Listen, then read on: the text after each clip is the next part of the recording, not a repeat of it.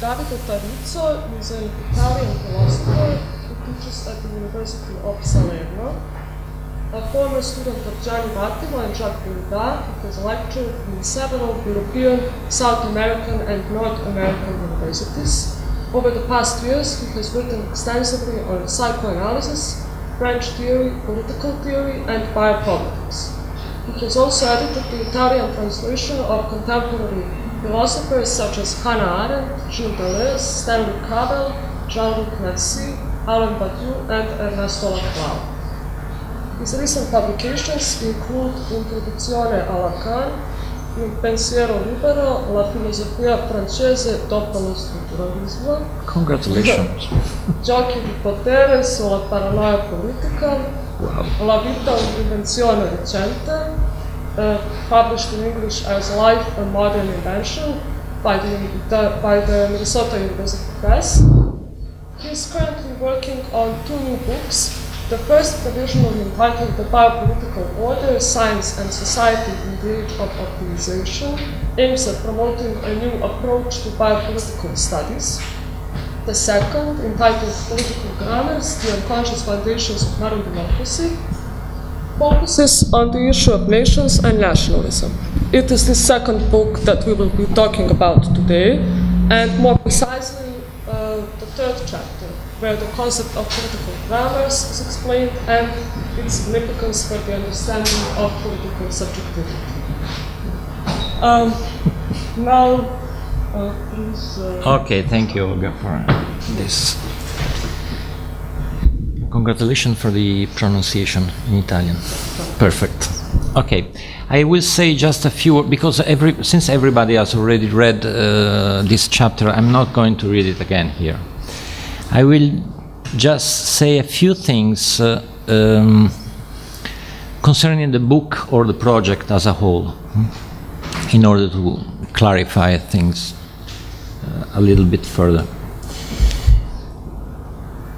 Then, during the discussion, maybe I will say something about what I called yesterday the archives, or the literature on this topic, just in case someone is interested in doing the same kind of research or taking up this kind of problems. So I will very briefly present my idea, the idea that I try to develop in this book, without going into details about Lacan's notion of grammar, which is quite complicated. Then I will mention a few writers, thinkers, with whom I take issues in the book. And then I will say, finally, something about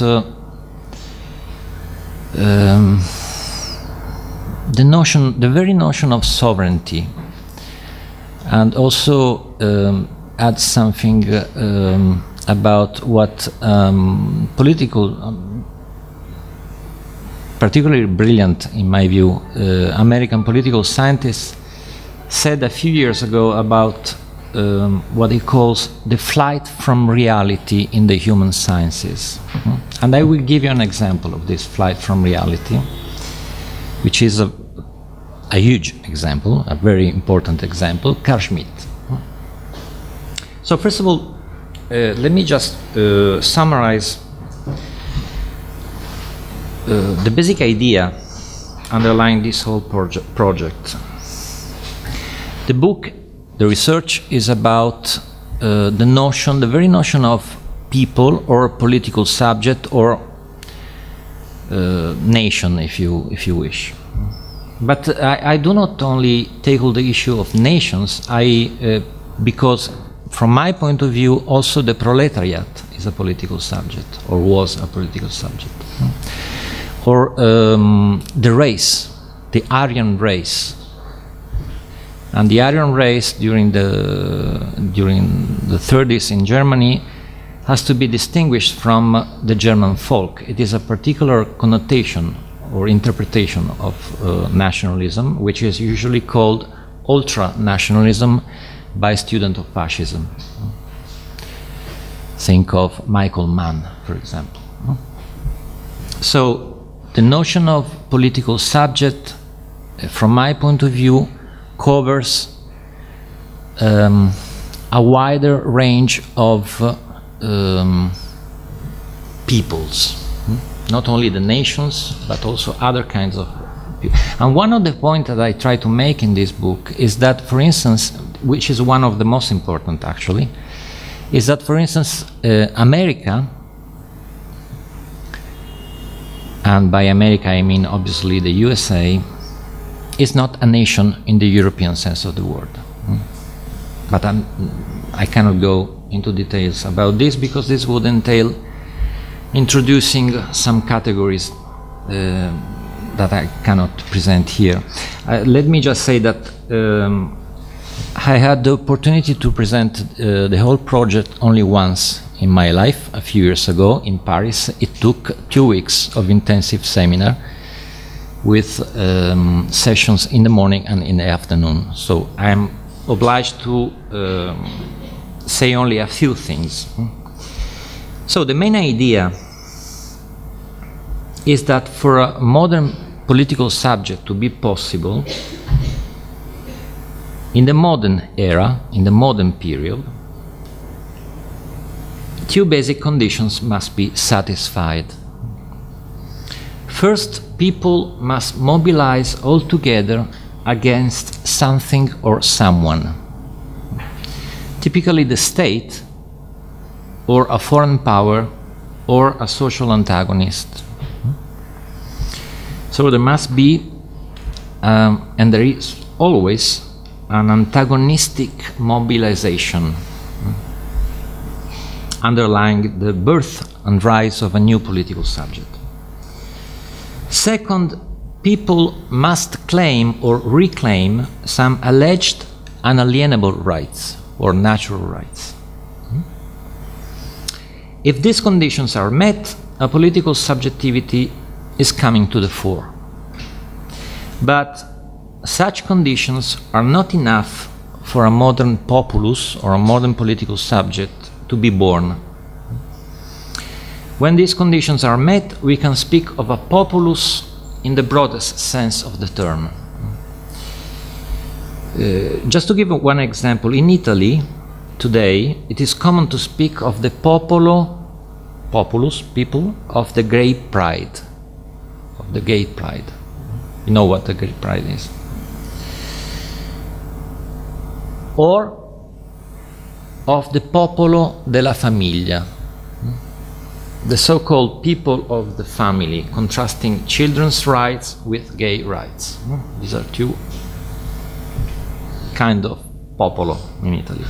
Yet these peoples, sensu lato, do not possess ontological stability and don't have the same impact on history that peoples stricto sensu stricto have.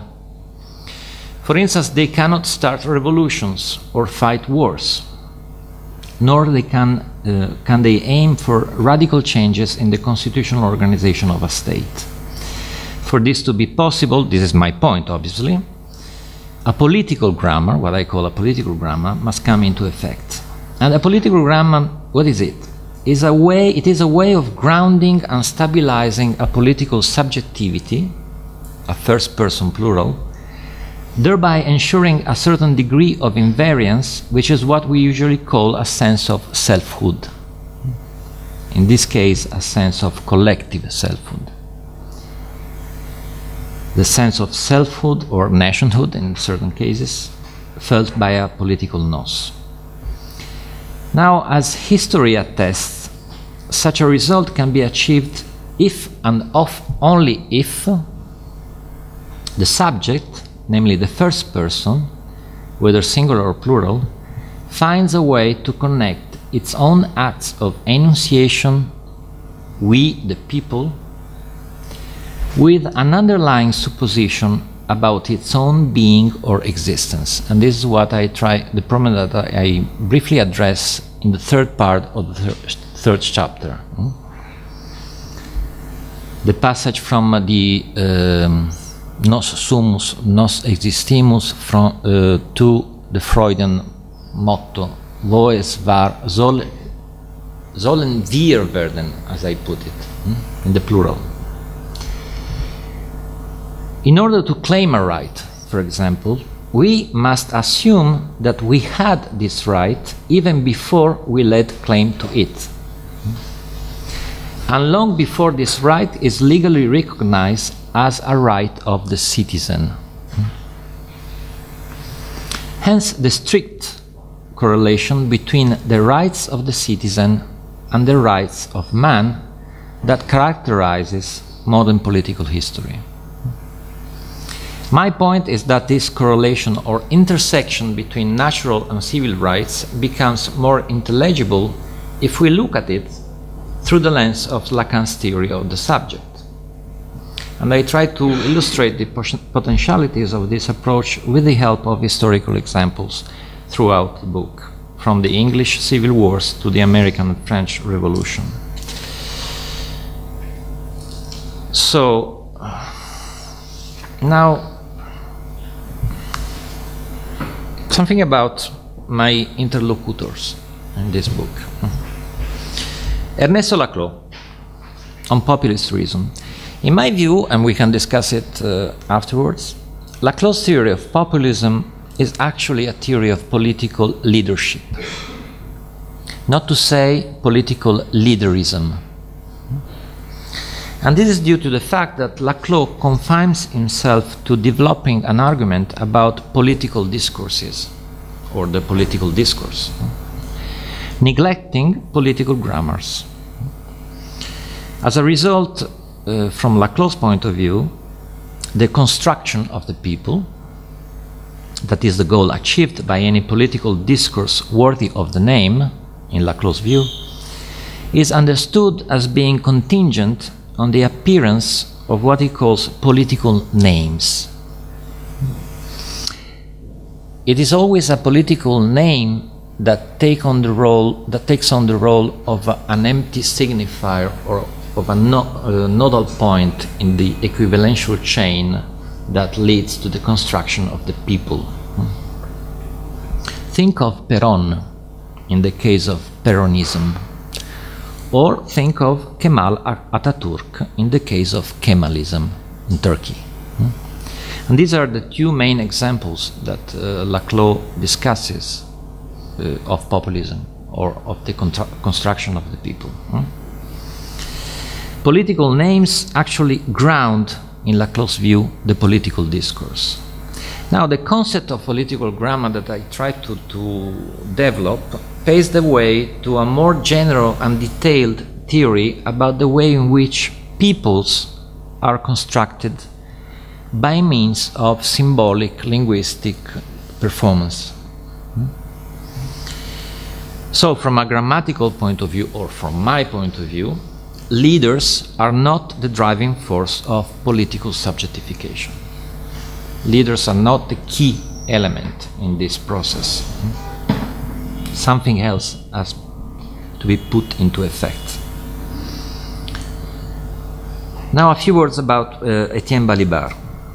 In particular, a very important book written by him, Equal Liberty. In his analysis of the French Declaration of the Rights of Man and of the Citizen, the French Declaration of 1789, Balibar emphasizes that, curiously enough, this document does not specify which are the rights of man and which are the rights of the citizen. This is a very important point made by Balibar. From this it follows, according to Balibar, that this legal political document is conducive to a notion of universal citizenship, potentially unbound from the idea of nation, nationality, or nationhood. So he says, for instance, I'm mentioning him because I discuss this text, this interpretation in my book. Balibar, for instance, says, there is no gap between the rights of man and the rights of the citizen, no difference in content. They are exactly the same. Good point from my point of view. But the problem is that this kind of ambiguity between the rights of man and the rights of the citizen does not attest to a notion of universal citizenship as Balibar would have it. In reality, from my point of view, and this can be proved through historical analysis, this kind of confusion or ambiguity between the rights of man and the rights of the citizen reveals itself to be crucial for the birth and rise of every modern nation, or every modern political subject. Let me just mention for another example, Georg Jelinek at the beginning of the 20th century already emphasized, for instance, that during the English civil wars, the notion of English birth rights was totally ambiguous. Birth rights meant both the rights of men and the rights of English men.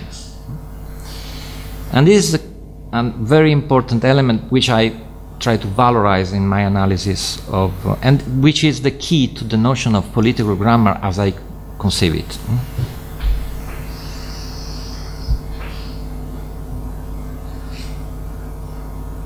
In a sense, a member of a nation,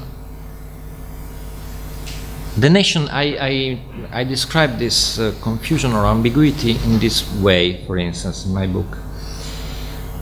A nation is a set of people, but this set is always already included in another wider and potentially infinite set, which is a set of human beings, man, the rights of man and the rights of the citizen.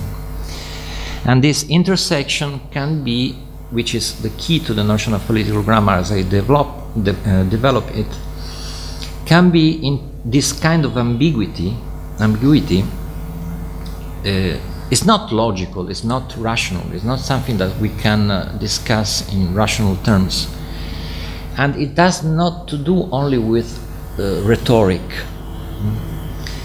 I use the notion of metaphor and metonymy in Lacan's sense of the words in order to explain what kind of intersection is produced between the set of the citizens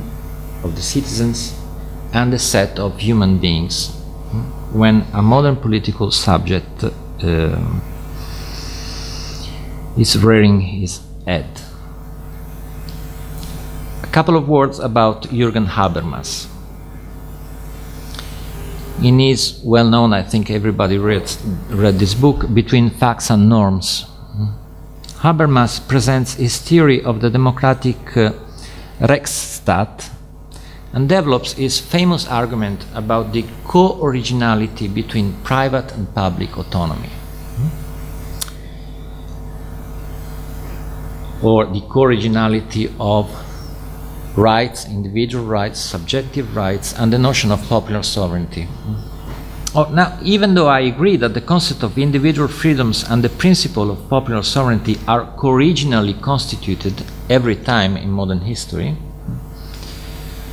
I don't think that Habermas' discourse theory of law explains the true nature of such co-originality. Nor do I think, and I tried to emphasize this point yesterday, that we can address this problem from the point of view of a purely procedural or normative theory of democracy, as Habermas does. So the notion of political grammar, as I understand it, serves the purpose to further our understanding of the many ways in which the co-originality of private and public autonomy has been historically implemented in different contexts and under different circumstances.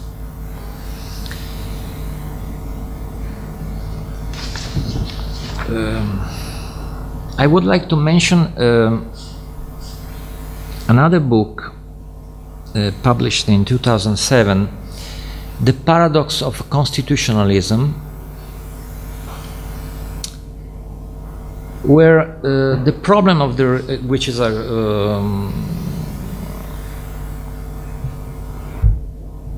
there are many essays. This is not a book authored by a single thinker, scholar. In this book, the problem of the relationship between constituent power and constituted power is discussed from many different angles. In particular, Hans Lindahl, a legal theorist who works or who is based at the University of Tilburg in the Netherlands, attempts to find a way around the dilemma Kelsen-Schmidt with the help of Paul Ricoeur's theory of identity as selfhood. This is quite recent. Lindahl, like other contributors, acknowledged that a thorough analysis of the subjective moment of politics is needed today. And I find this interesting.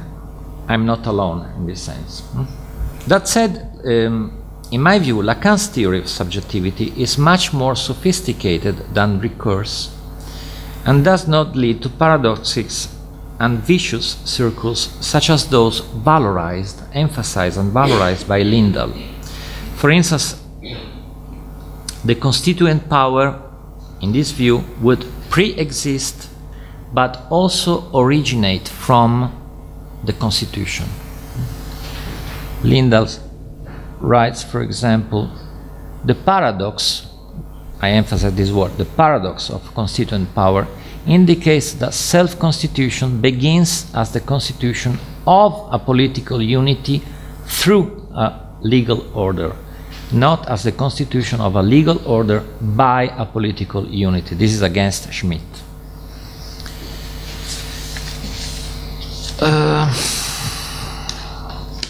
Well, we can talk about Richard Bellamy, Political Constitutionalism, which is another important contribution of 2007 later on. Now,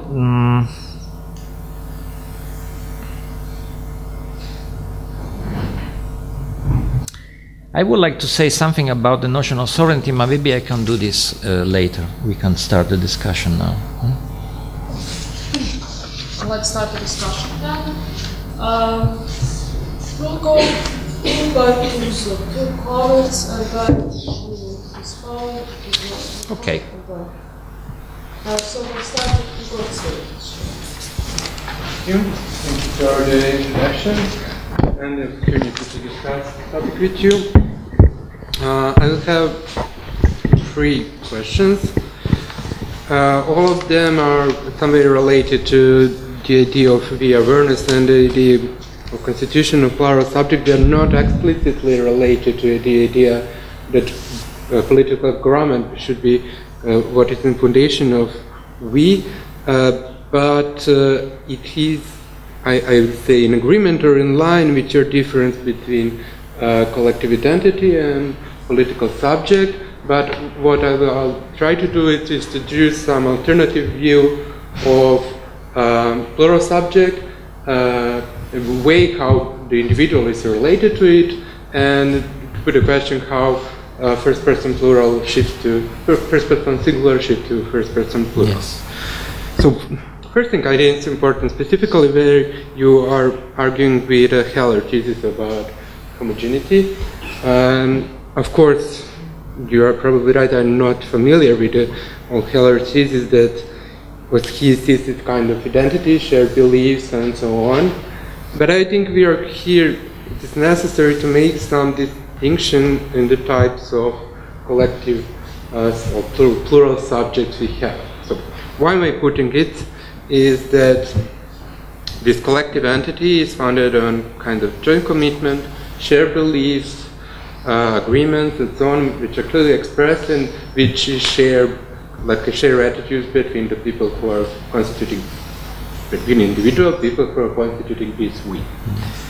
But there is the other way around, I explicitly refer to Bennett Helm, which the idea is that what is most important to speak about plural subject is the degree of import or significance that we play for the individual, and through this significance that we have, significance that things they do have for these individuals, so that it is something significant for us. And what is the clear example distinction between these two types of plural subject is then when we speak about shared beliefs or clear agreement, there is no place that we can explain rational reason for debate or struggle about what is actually the content which is shared, or to discuss what are actually values we are standing for. While the other tip around, where there is what is important and significant that we explain the way that we can deliberate, struggle, debate about what is actually the content of the we. For example, if you are having debate with your friends about values you're not sharing, so there is no shared values actually in this case, but there is a case that we are struggle and debate, so what value we should share.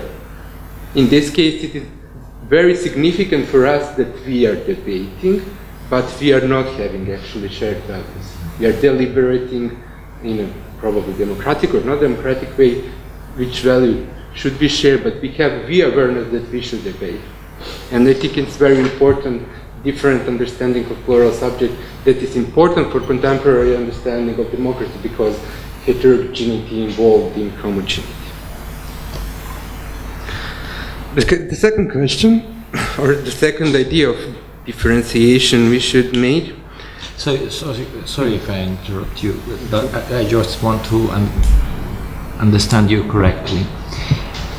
Your point is that a debate on values does not presuppose that we share the same values, and that this is something important in the establishing or yes, if we define plural, if we define plural awareness through significance that we have for us and not to share values, then it enables us to speak about debating about what values we should or we share.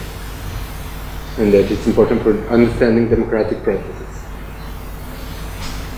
Okay, thank you. The second is to make a differentiation. So usually when authors speak about collective identities and make it equally to plural subject, they speak about something that is actual, present as a fact. So we speak about there is something like nations, something like people working on institutes, and so on. But in some other cases, I don't think it has something to do with what Peter yesterday said, referring to Frankl, that these unfinished. And I think we have to make differentiation in a case where there is a present identity and where is these announced or not announced or practiced as anticipated. So when I say we who are against neoliberal content domination should stand up, I'm not crazy who think that there is such a group existing and acting. I'm calling those who are anticipated as possible cooperators to stand, not to sit, not to sleep, but to make a group. And I think that this is something very different from speaking about present, existing plural subject, finished, as for example, a group of people making agreement and signing unities, finished group who is existing, and from the fictive communities, as nation is most famous example of it usually in literature. Because in fictive communities, the idea is that fiction is in effect as true. And my reason for acting is taking it as, at least as if it is true. But in anticipated communities actually is my awareness that there is no such group, my justified reason for acting. So when I'm saying we who are against neoliberal domination, I'm actually saying it because I'm aware that there is no such group. And my awareness of not finished or anticipated group, which is not existing, is reason for acting. So that's why I think it is important to make a difference between existing, fictive, and anticipated. And this future-oriented anticipation play an important role. And third question is when speaking about shift from purpose and plural to first person singular to first person plural. So again, I would say there's, make it most banal as it can be, there is two-way speaking of it. One is that there is first person singular, and then we find kind of the same subject which is collective and say, okay, now I'm speaking from perspective of first person plural. So there is individual subject, and then there is collective identity, nation, and speaking. But there is other way around that is mostly argued. I know that Peter don't like to use the term perspective in this context, but I think it could be useful.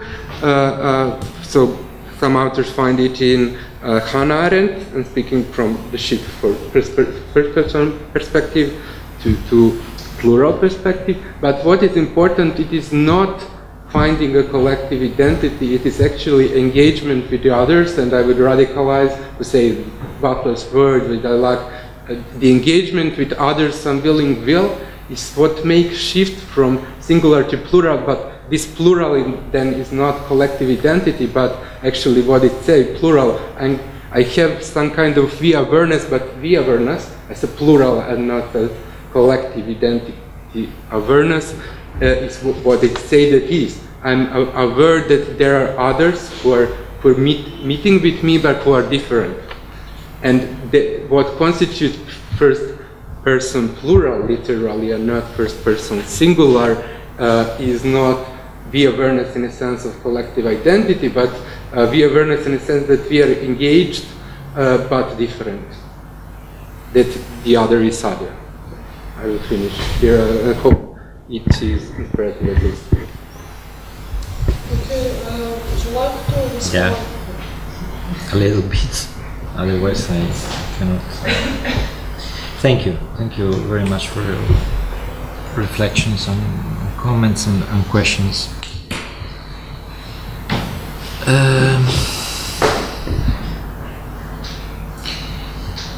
I will take it from the end. Actually,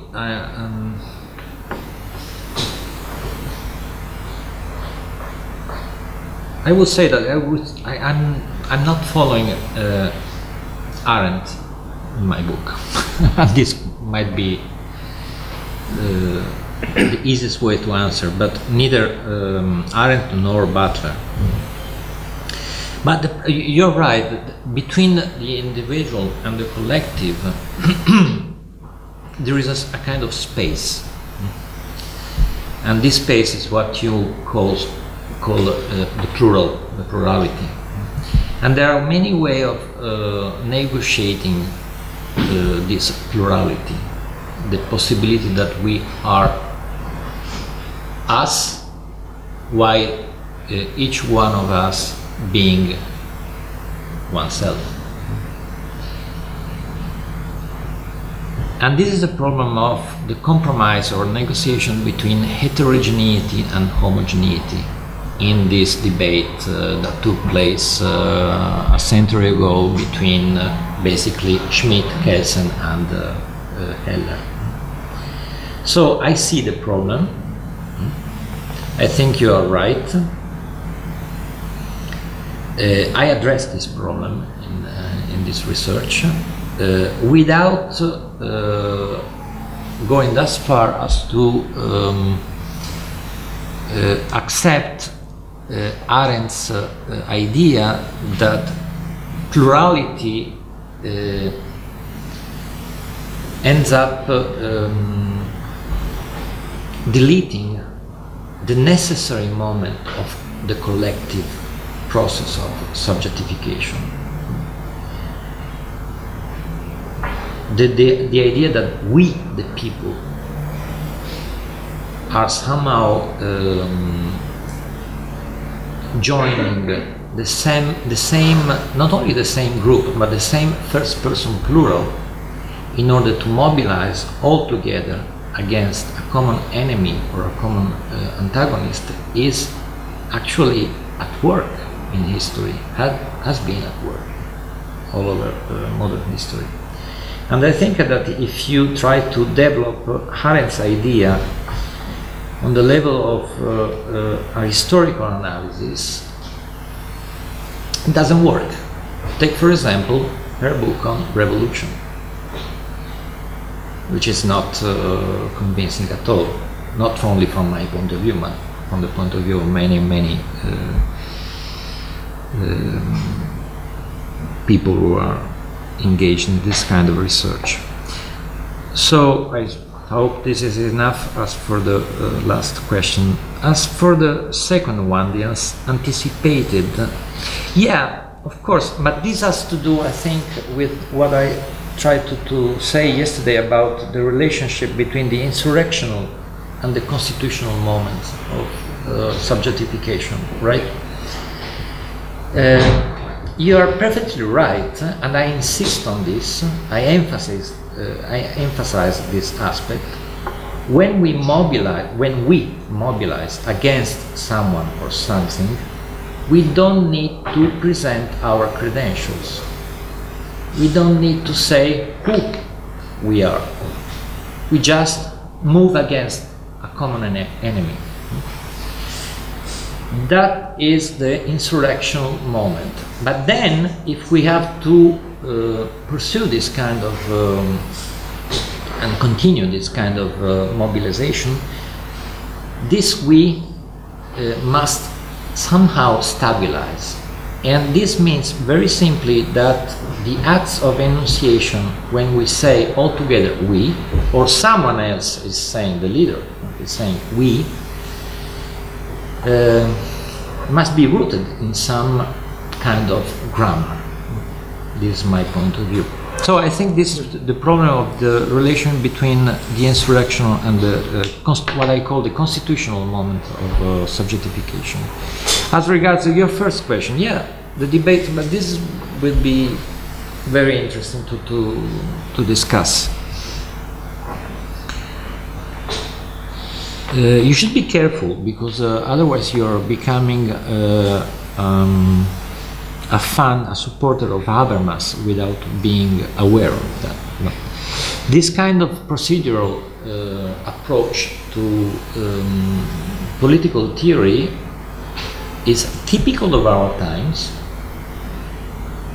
and unsatisfactory from my point of view, because as Heller, for instance, emphasizes, and I try to recall this aspect of his analysis, what counts most is not parliamentarism, that is the political translation of proceduralism, but the basis for parliamentarism, that is the existence of the pre-existence of a common and shared horizon which we all accept, so as to debate with one another. For instance, you accept the idea that we should talk with each other, let me put it this way, in a non-violent way. Because if we debate, we are not struggling or fighting each other. This is already means already sharing some values, the value of debate, for instance. Okay? Yeah, I agree.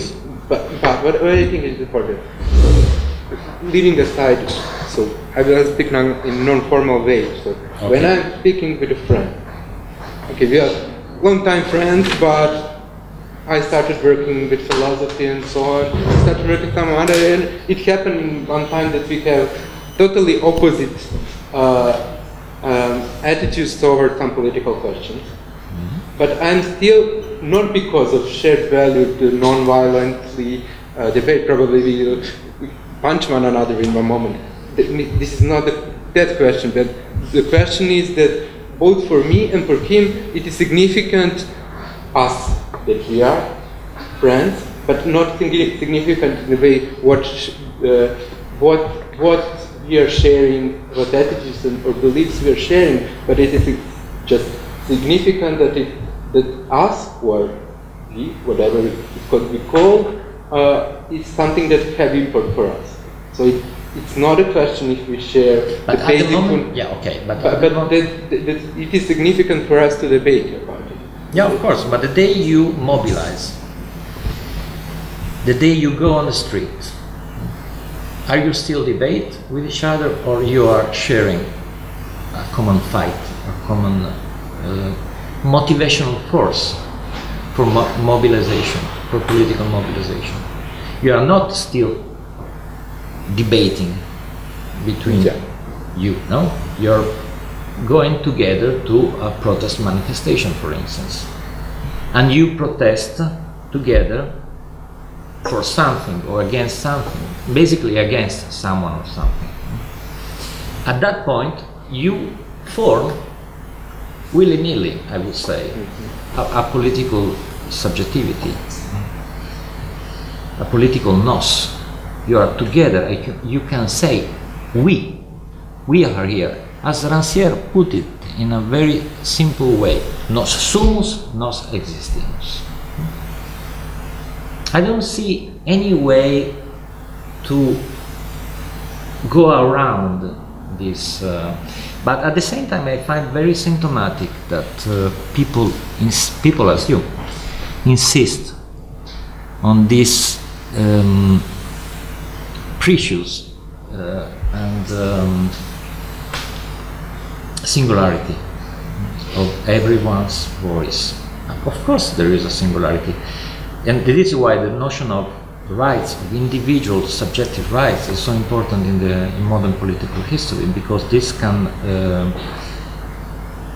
keeps us from some kind of agglutination. This kind of agglutination is a sign that fascism, in my view, is coming to the fore. But in a modern democracy, not in a fascist pseudo-democracy, this kind of distinction between, and this kind of negotiation and compromise, which has to be renegotiated at every day, at every historical turn between the individual and the collective, is constantly at work. This is what modern democracy is all about, in a sense. Okay.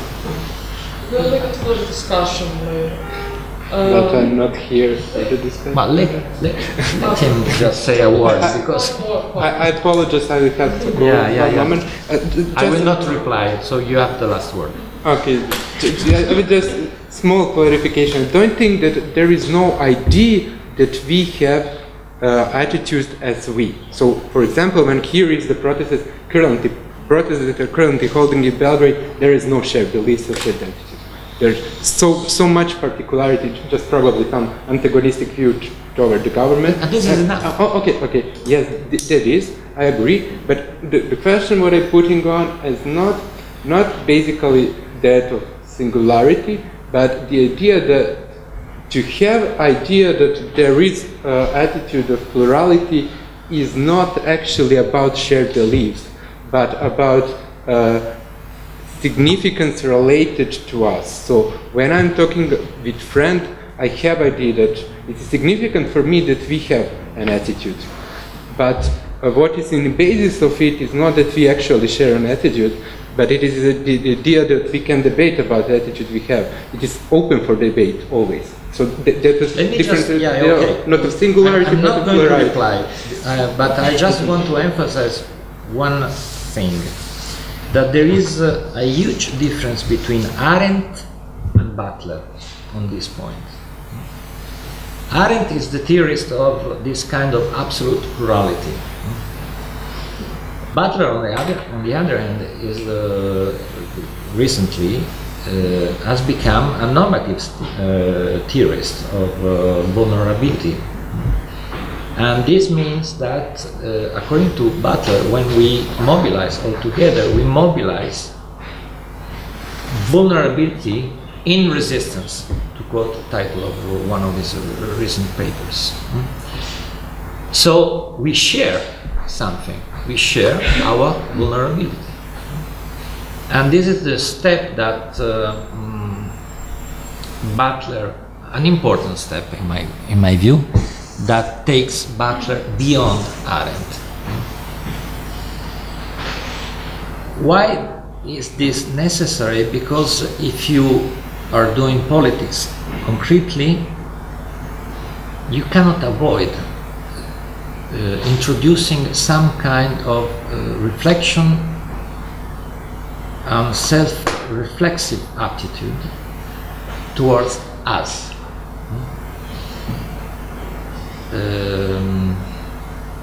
But okay, I don't want to.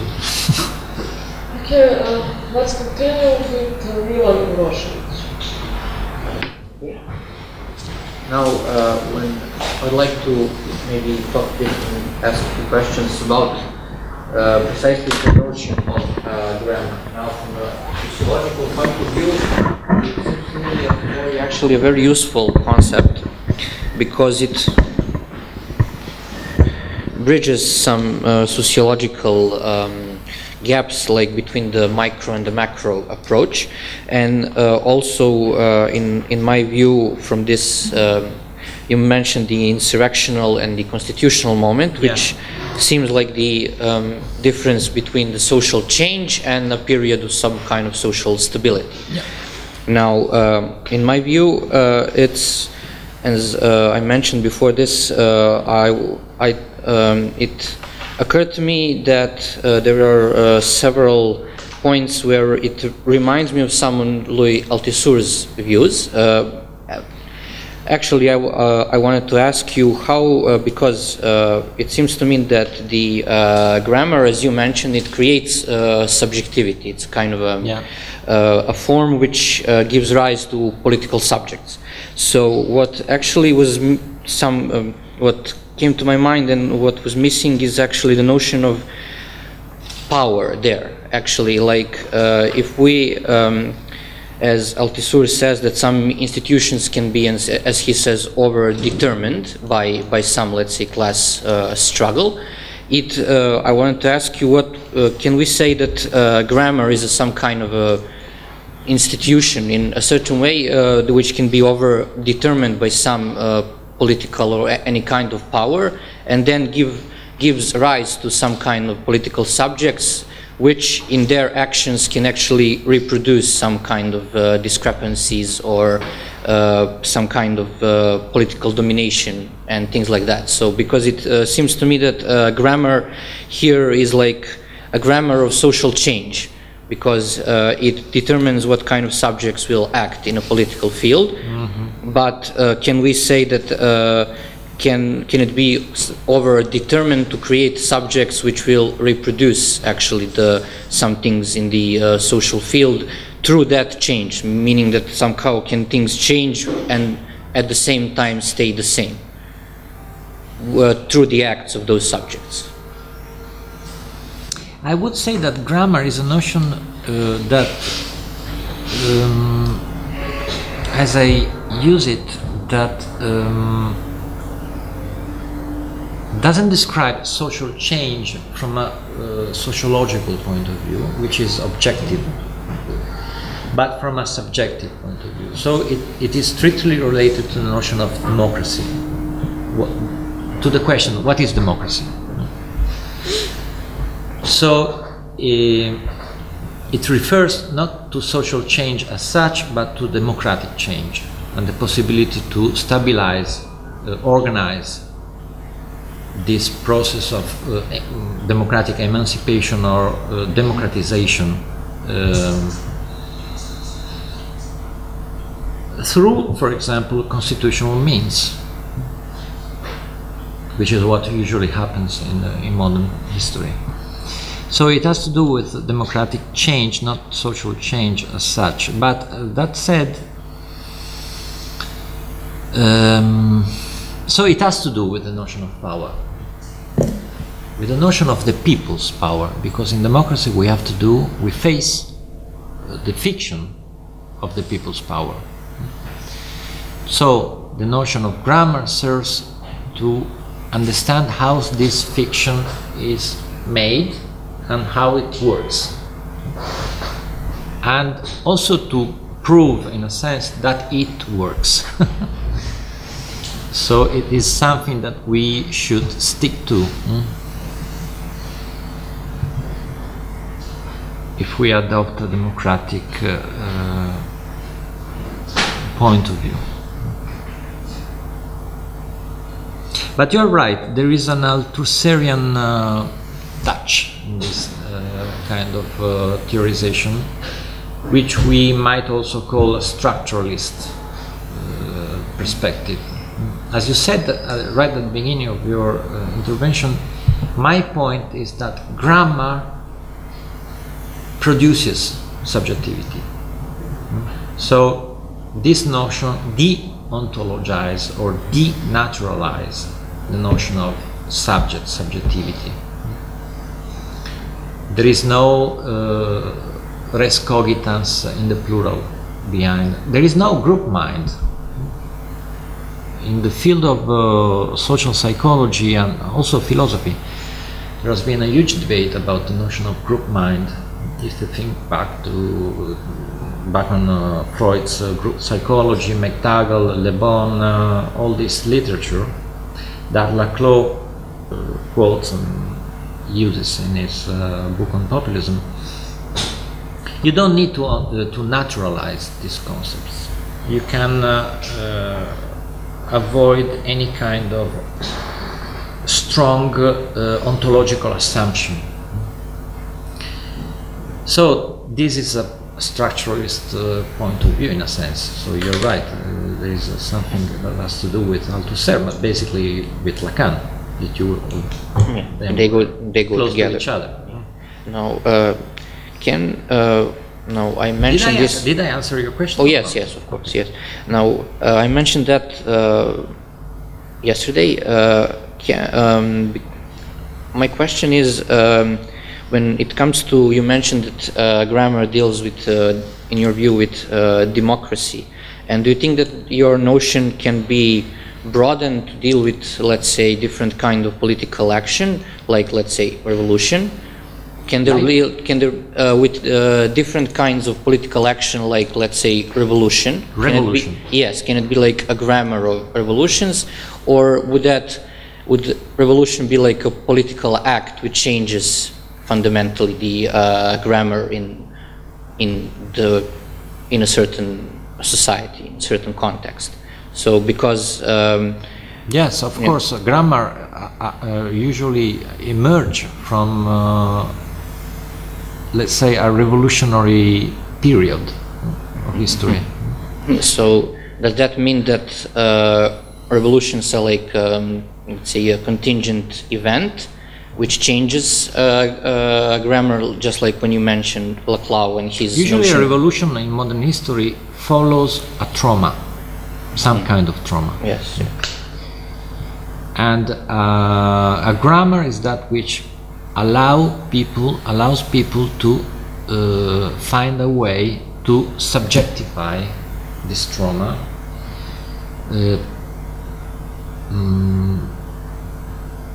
laying the groundwork for a political subjectivity, for a new political subjectivity. So we, the people of the United States. But in order to understand how a political grammar is articulated, let's say, my point is that we have to study, to investigate the historical circumstances in which that grammar arose, was born, because those circumstances are crucial to understand the difference between, for instance, the French nation on the one side and the American people on the other side. So trauma for you is like what Lacan would say, like the intervention of the real, and then around which then the symbolic is built. Yeah. Okay, thank you very much. Okay,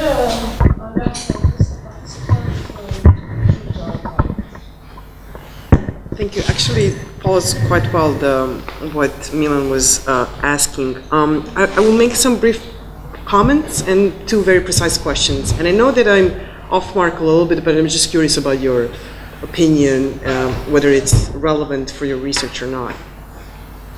So your book is an important contribution and effort to think the collective subject, something that is under-theorized, as you rightly note, or absent from political and democratic theory.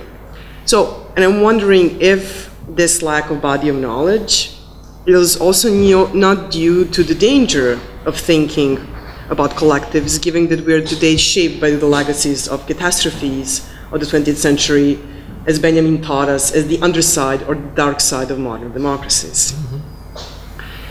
So that's one point. The second point I wish to make is that I'm not sure that I share the same enthusiasm about political subject as you do, or subjectification with the people. For the simple reason is that the political subject is always already constituted by the exclusion, the unthinkable, the undoable, or simply unable to be. And traditionally we call this the abject, or in some cases the subaltern. Even though they're different, there are overlaps there. So we are those not only who we are not, but who we do not want ever to become. So there is the closing there, right? That would be the abject. And yet the life of those who are not is deemed unlivable in modern democracies, not only because abjects do not form the people, but because the abjected cannot form the people unless the people is called into question and consequently changed. So the calling into question the people means that one calls into the question the very grammar and frame by which the people is constituted, since the abject or subaltern do not even possess the language. So we have to make up concepts as unspeakable, the unsayable, and the inexpressible. So this has proven to be a major problem for modern democracy. Feminist queer theory, it becomes clear that there is a vast number of those who are simply barred from being, whether it's Cartesian or Lacanian, it makes no difference here. So the question is, what do we do with the problem of abject? Is the abject an insurmountable limit to all modern democracies? Or, put it differently, how does democracy help us overcome the state of abjection, or does it? And the second point, the second question is this. So the tension between homogeneity and heterogeneity is an important one, since it becomes clear that heterogeneous demos become one people through reduction, I would say. So this is the Rancière point, right? That demos cannot constitute itself, because at the moment that demos constitute itself, it actually becomes people. So there is a huge difference between the two. So if demos is a moment of eruption, a space of appearance and possibility, it describes itself as a power of demos, but can it abolish the danger of homogeneity that we know that comes with, you may call it a mistranslation or a misunderstanding of nationalism? Or are we doomed to a constant struggle between demos and people? That would be my question. Thank you.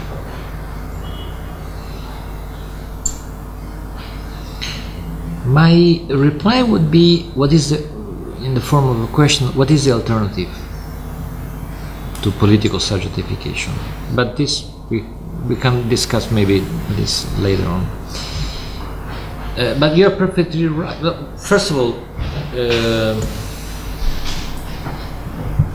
I think that the question of nationalism, of nations, of political subjects has been removed from the field of political research after, in the post-war period, after World War II, precisely because nationalism was felt as a big danger, as a big problem, both in the public debate, and this also reflected itself in the field of academic research. So it is as though the problem of nationalism, of ultranationalism, fascism, etc., perceived as dangers, as historical dangers, compelled not only people but also, or politicians, but also scholars to remove this problem, or to follow those thinkers who already before the war argued that the people or the populace doesn't exist. Kelsen. But now if I ask you, let's say that there exist wild and dangerous animals. Does an ethologist avoid studying these animals because they are dangerous? Obviously, the answer is no. So, yes, nationalism is a danger, but we should study it precisely because it is a danger, and we should understand what danger is. And the danger is abjection, as you said. There are many kinds of abjection, and the ultranationalist version of exclusion, the Vernichtungs Konzentrationslager, are different from Bismarck nationalism. So first of all, we have to make distinctions between different historical versions of the political subject. There are some which are particularly dangerous. We should try to avoid these extreme forms of nationalism. That said, you're right. I think that there is a kind of unavoidable state of abjection carried out by any form of, I wouldn't even say nationalism, I would say every form of political subjectification. Every nos is based on this antagonistic stance towards an enemy, and something that, or someone that we do not recognize as being part of our collective. And here comes the last part of my answer. What is the alternative? I think that there is a kind of dangerous, I would say, illusion behind your question, which is shared by a lot of people today, especially in the academia, and which causes what Shapiro, for instance, calls the flight from reality in the human sciences. It is as though we, scholars, cannot interpret, read what is happening. There is a kind of, there is a feeling of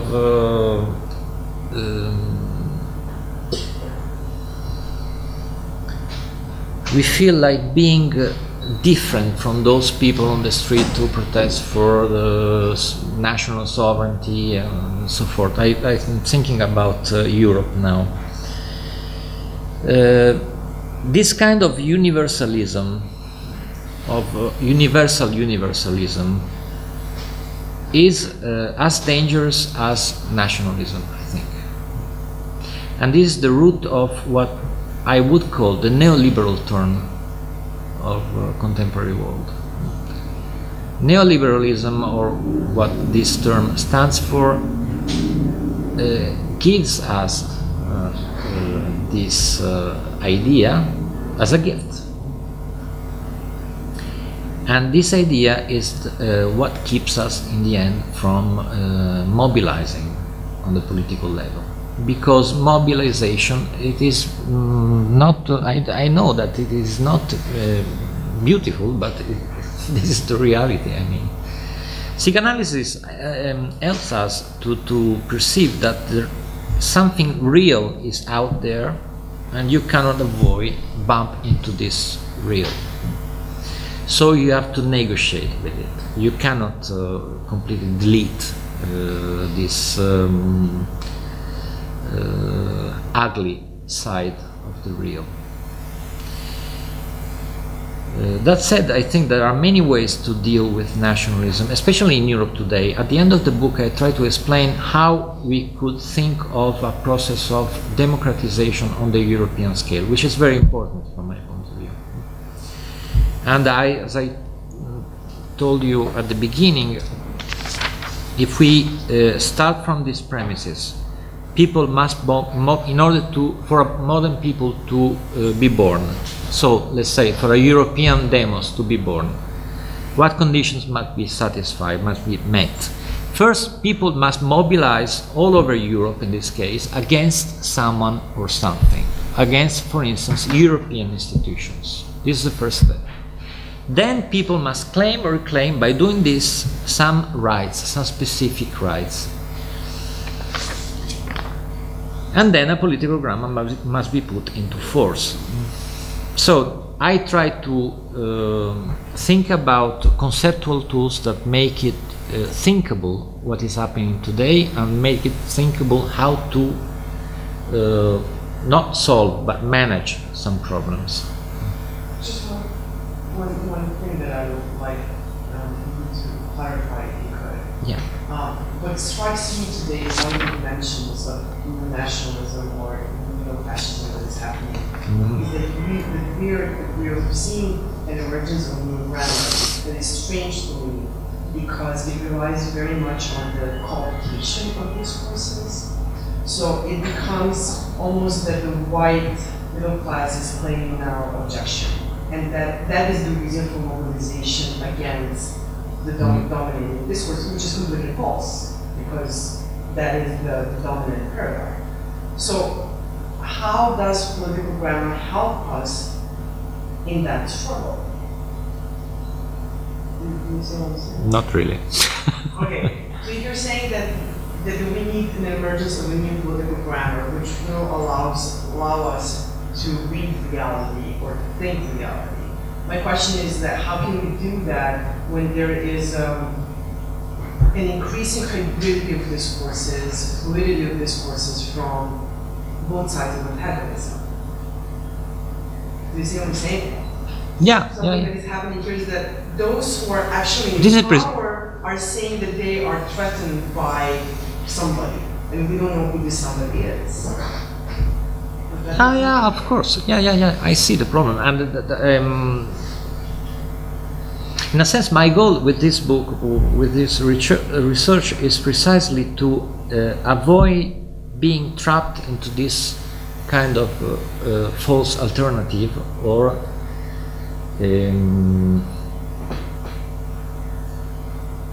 false dilemma between. So the problem for us today is how can we escape this dramatic and unmanageable alternative, which is usually called political polarization today? I ask myself this question within a specific, or from within a specific historical context at the end of the book. And I try to say something. The context is Europe, which is now torn apart by this kind of political polarization between the let's say, neoliberal European institutions and the resurgence of these forms of nationalism, which are always on the brink to become forms of ultra-nationalism, that is fascism. Think of Orban. So it is urgent that we as theorists ask ourselves, I think, what are the conditions to be met in order to overcome this situation. Yes, so something like a grammatical change or a grammatical shift is needed today. This is what I say, what I try to argue at the end of this book. But we can see this problem only if we see what happened in the last century, say, through the lens of a grammatical theory of politics, because it is at the grammatical level that these problems arise. Is it okay? I find it very difficult to talk about this book because I'm trying. Let me just say this. Another interlocutor in this book for me is Richard Bellamy. I don't know if you ever heard his name, of course, better. Political Constitutionalism, a Republican Defense of the Constitutionality of Democracy. In this book, Bellamy makes a very good point contrasting what he calls legal constitutionalism with political constitutionalism. And he argues that democracy should not be reduced to a system of freedoms and rights. as legal constitutionalism maintains. And at the beginning of the book, he quotes Blair's wife. Maybe you remember. A typical neoliberal position. So Bellamy argues that a strong emphasis on courts and judicial reviews ends up diminishing the importance of the people participation, with the result that democracy is demediated and the people are disempowered. And in a more Republican vein, he argues that the principle of popular sovereignty should be reaffirmed. But how to do this without falling into the trap of nationalism today in Europe? This is the problem. How to escape this kind of false dilemma or political polarization. It is only at the level of a grammatical discussion, I think, that we can address this problem. And this means something very specific that I try to explain at the end of the book. That is, we should find new form of subjective rights. And there is an example that I give, which comes from our common attendance of Derrida's seminar. The right to hospitality, for instance. But I'm not going to expand on this because it would be too complicated. But the right to hospitality, and Derrida was very smart in seeing this turn, might be something that could be mobilize people all over the continent. Think of people who grew up with the Erasmus or Schengen. Are they ready to accept that we return to the system of nation states before the European Union, before Schengen? Or is it possible that people at some point, especially young people, mobilize with the passing of time against this kind of regression, historical and political regression? These are the kinds of questions that I think we can start discussing if we see things from a certain point of view. Would you like to have a break now, or one more question then break? One more question and break. Okay, then we continue with Mario Borino.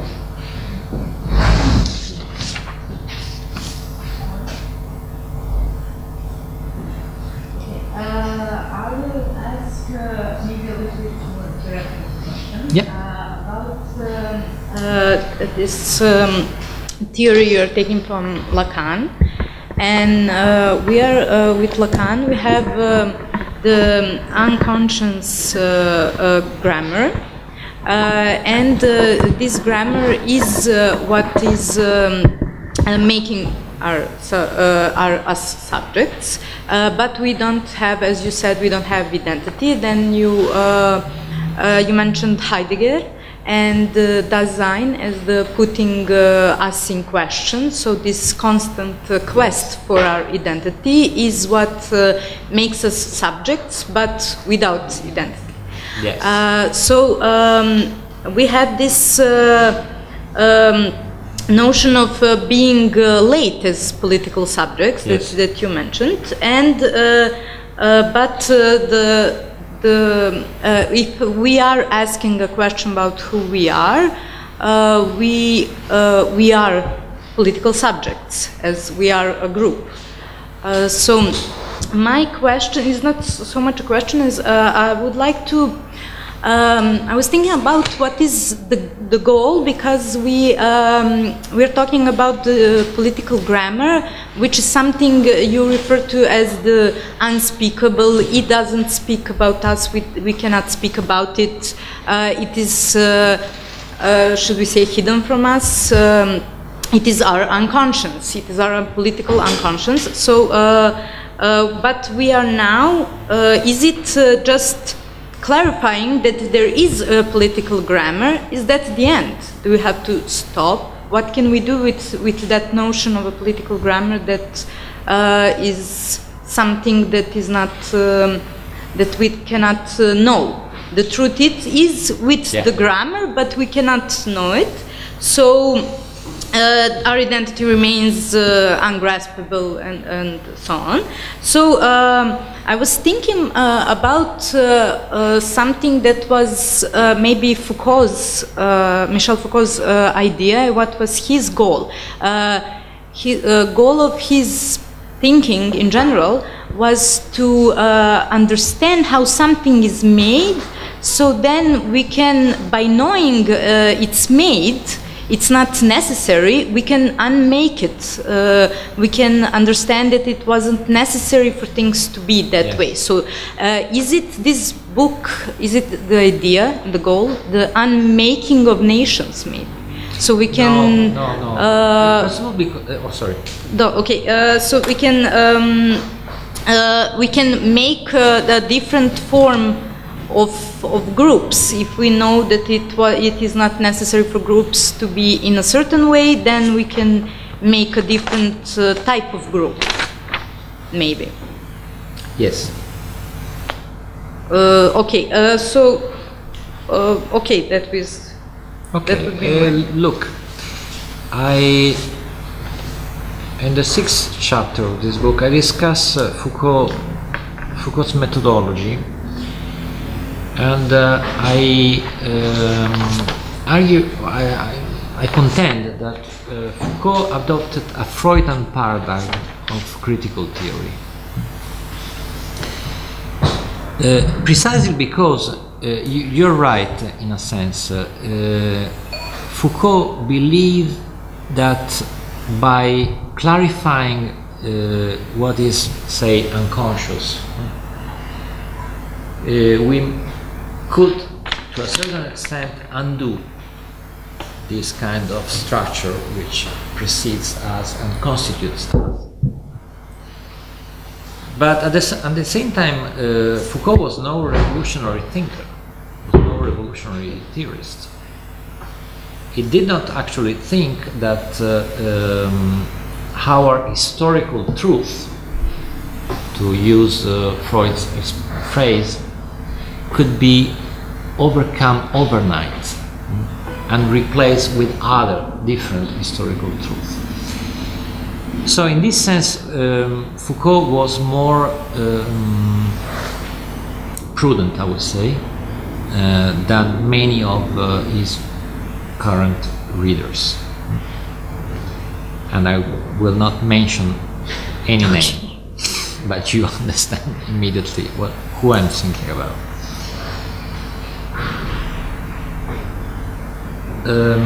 So what's the goal of this kind of research? The goal is to allow us to perceive some historical tendencies or some historical alternatives that present themselves against a certain historical background, which is read through a particular theoretical lens, the concept of grammar, political grammar. So, the catch of this kind of theoretical intervention is that we can see, that's my point, what the alternatives, the real historical and political alternatives are.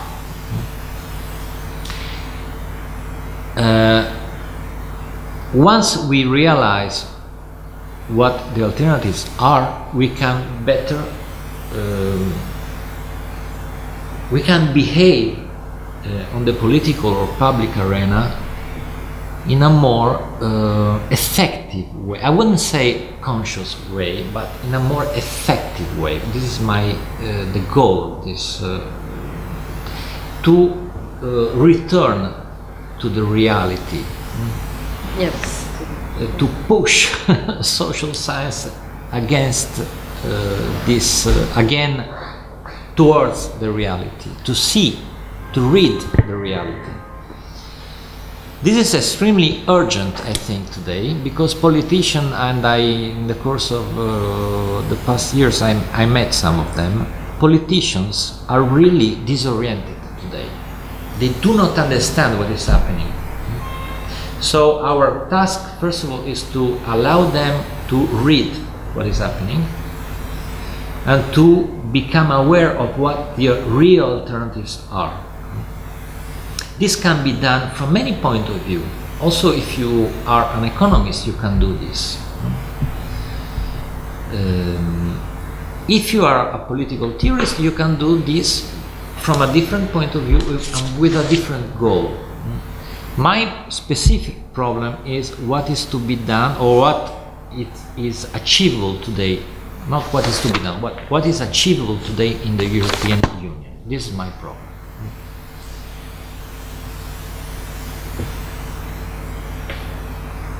This is the reason, for instance, why I introduced the notion of a multi-level democracy at the end of the book. This idea of a multi-level democracy implies the idea that sovereignty and the notion of popular sovereignty, as it's framed by traditional, conventional political grammars, cannot be applied in the present situation. We need something that we might call a grammatical shift in order to achieve this goal of a multi-level democratic institutionalization.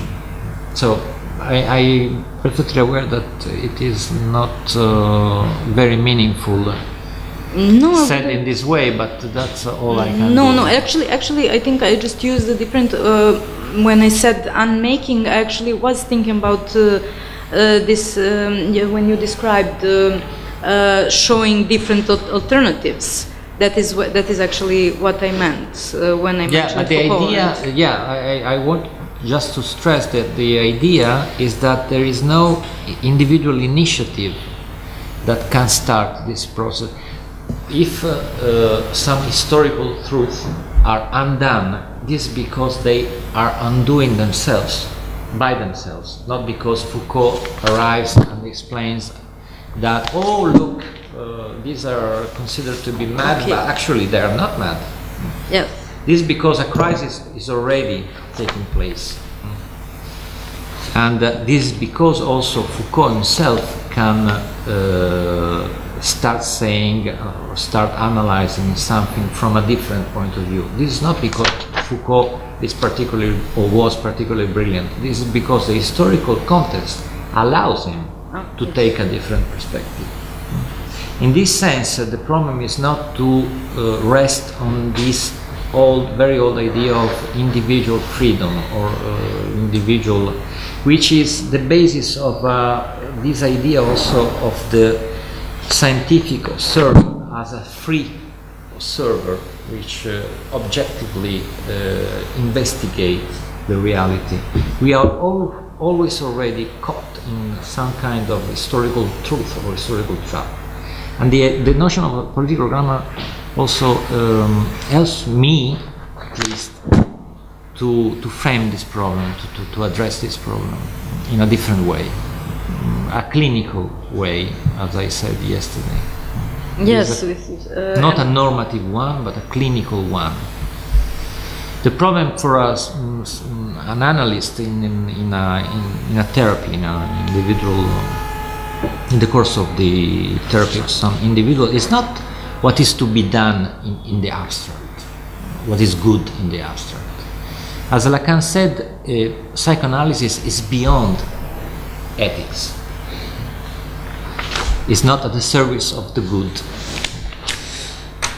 The problem for the analyst is what can be achieved by someone else, and help him or her to find this, to achieve something different in his or her life.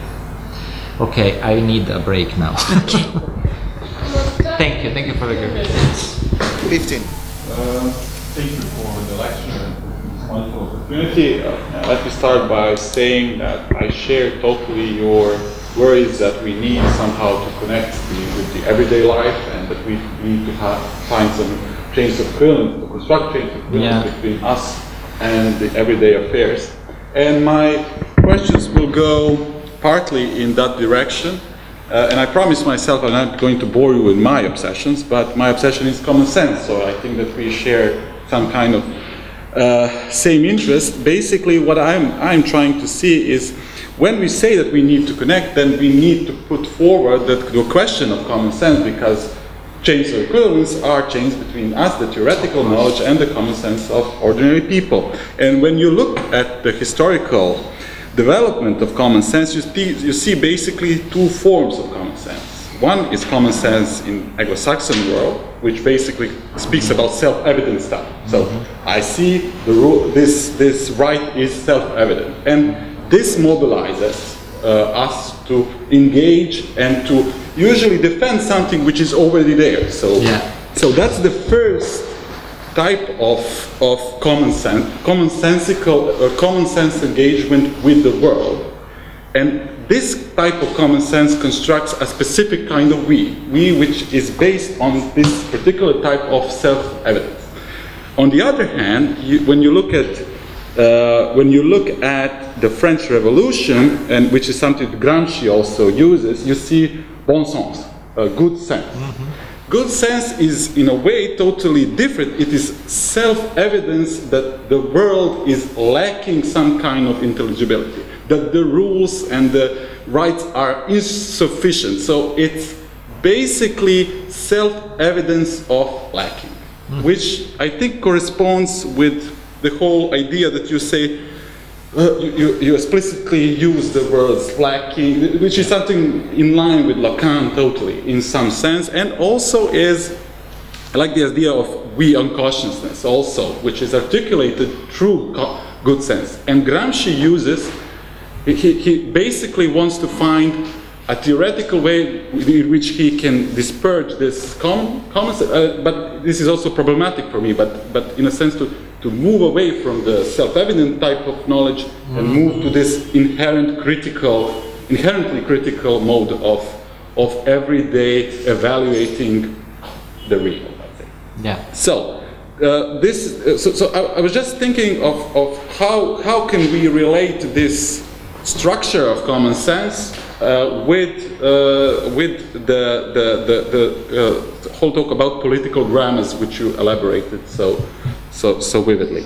So that would be the first question, and the second is, I don't know whether or not do you use mead in your no, I don't use it. So because of course I'm close to pragmatism, and also and I find it really weird that people don't use his articulation of me, which is basically some kind of me is constitutive for the I. It is not the I. It is not the we. But nonetheless, it is through me we gain I and we are intelligible. They acquire meaning through this fictitious notion, which is in a sense, I don't know. It seems to me that it has some kind of heuristical value, which goes under the radar for some reason. So I don't know what's your basic leaning towards Mead, and what do you think that it could help you in elaborating some in more detail your theory? And yeah, I will start here. Thank you very much.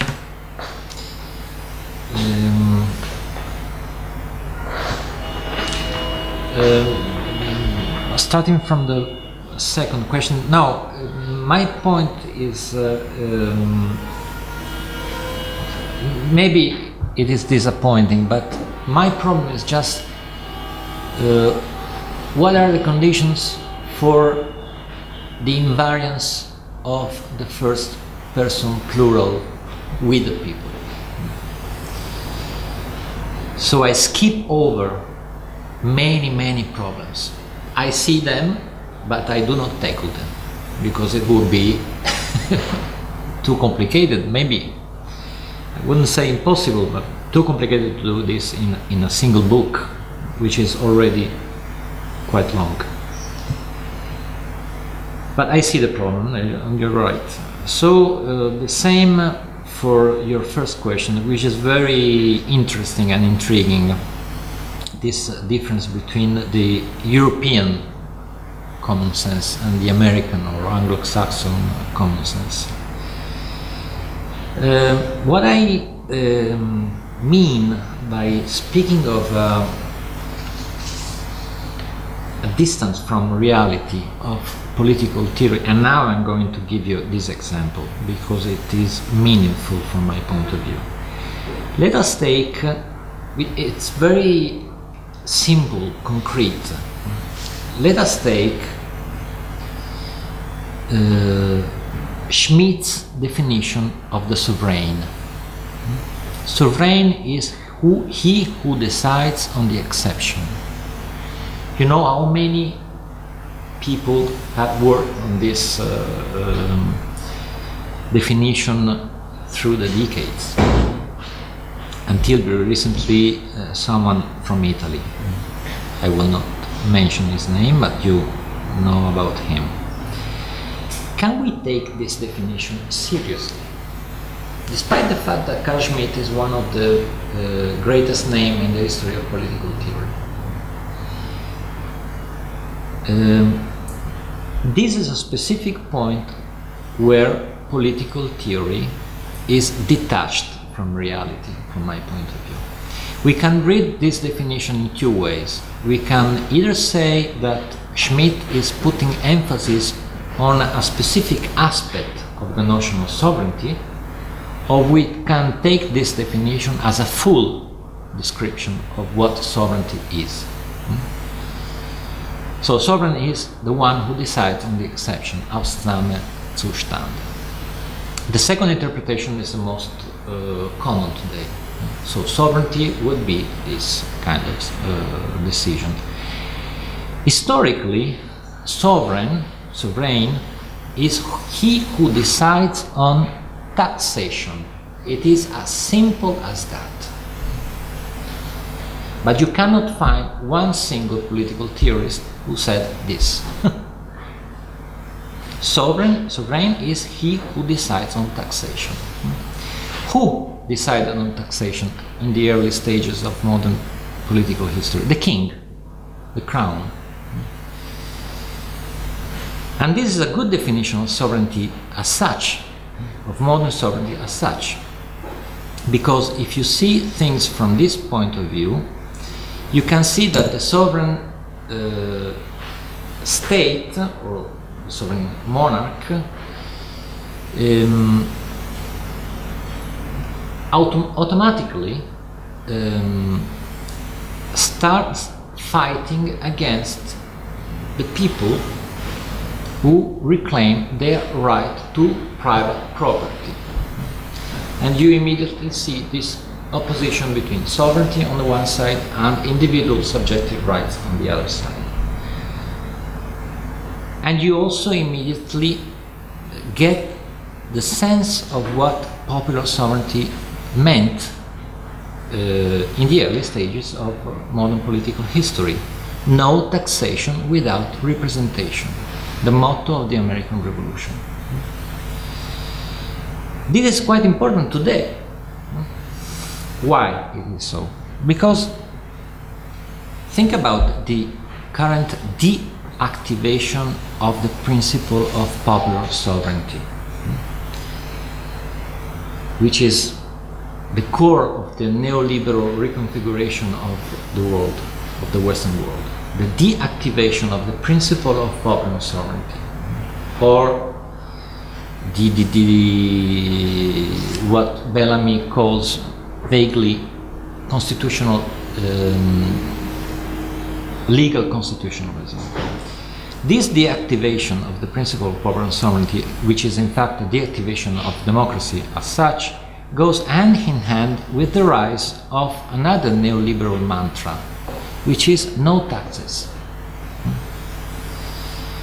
No taxes, this means no redistribution. This means no social justice. This means that no solidarity among people can be thought of, because redistribution entails some kind of proximity, solidarity. So it needs the activation of we, the people, We recognize each other as members of the same community, and we can share, to a lesser or greater extent, our riches.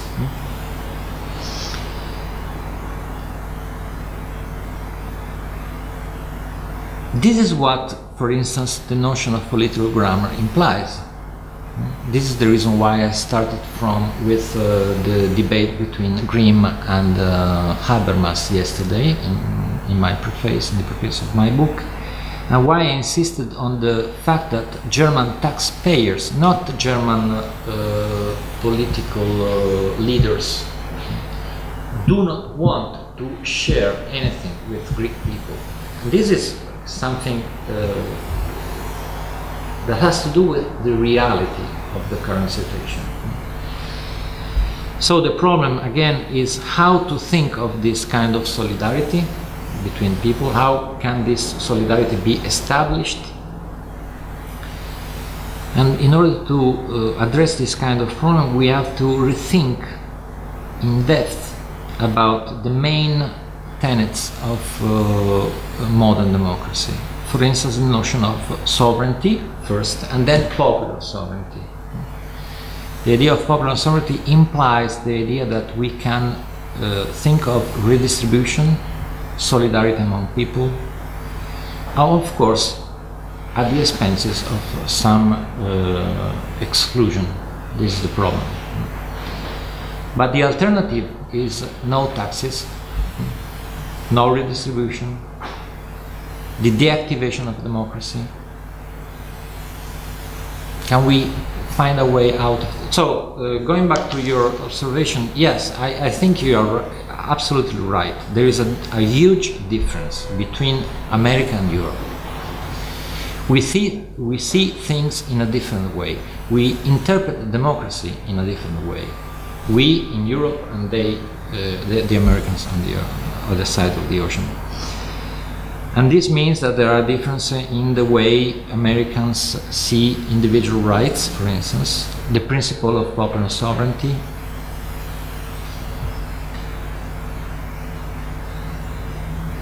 This means that the normative point of view on the two sides of the Atlantic is shaped differently. So the theory of political grammar aims for providing a way of showing these differences and their political effects. So I didn't answer your question. I answered another question, but maybe it is helpful anyway. Okay, let's move on with Marian.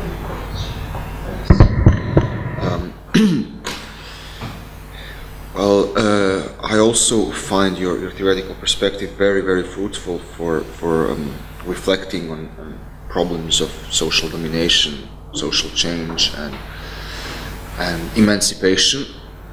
There are just a few unclarities I would first like to clear up before then I have two small questions. The first one concerns the place of the contingency of social action in your model of how political grammars shape our normative claims in the processes of political mobilization. So, on the one hand, you say that political grammars operate as systems of placing semantic restrictions on what we are capable of articulating as a normative claim in a given historical moment. So there is this structuration moment in your perspective whereby on the one hand we are speaking as political subjects, we are making pronouncements, and then we are collectively listening to what we are speaking, and there is this gap, this insurmountable gap where the listening, the reflection, the collective reflection then transforms what is being said, sets limits on what is being said, and then enables us to appropriate what is being said. Now, what I'm interested in is the place of the notion of the experience of suffering, which you have introduced in the preface, which you seem to kind of borrow from Honneth and Rancière, especially from Honneth. And then you say that the experiences of suffering are, in a way, the driving force of political mobilization. But this driving force is not accessible to us in its pre-discursive form. We can only experience suffering through political grammars. Is that what you're arguing? Or no, what I'm arguing is that maybe the preface is not clear enough, but what I'm arguing is that this suffering takes the shape of a grammar, gradually crystallizes as a grammar. Right. And it can be put into words, not by way of semantical restriction, but syntactical restriction, purely grammatical restrictions. Right. Then how does this model work in the case of radical social change? So let's say... What do you mean by radical social change? Well, I mean revolutionary change. Revolutionary change, of course. Or the kind of social change where the shape, well, let's say, where grammars change themselves. Yes, of course. Does the experience of suffering have the potential to change the grammar itself?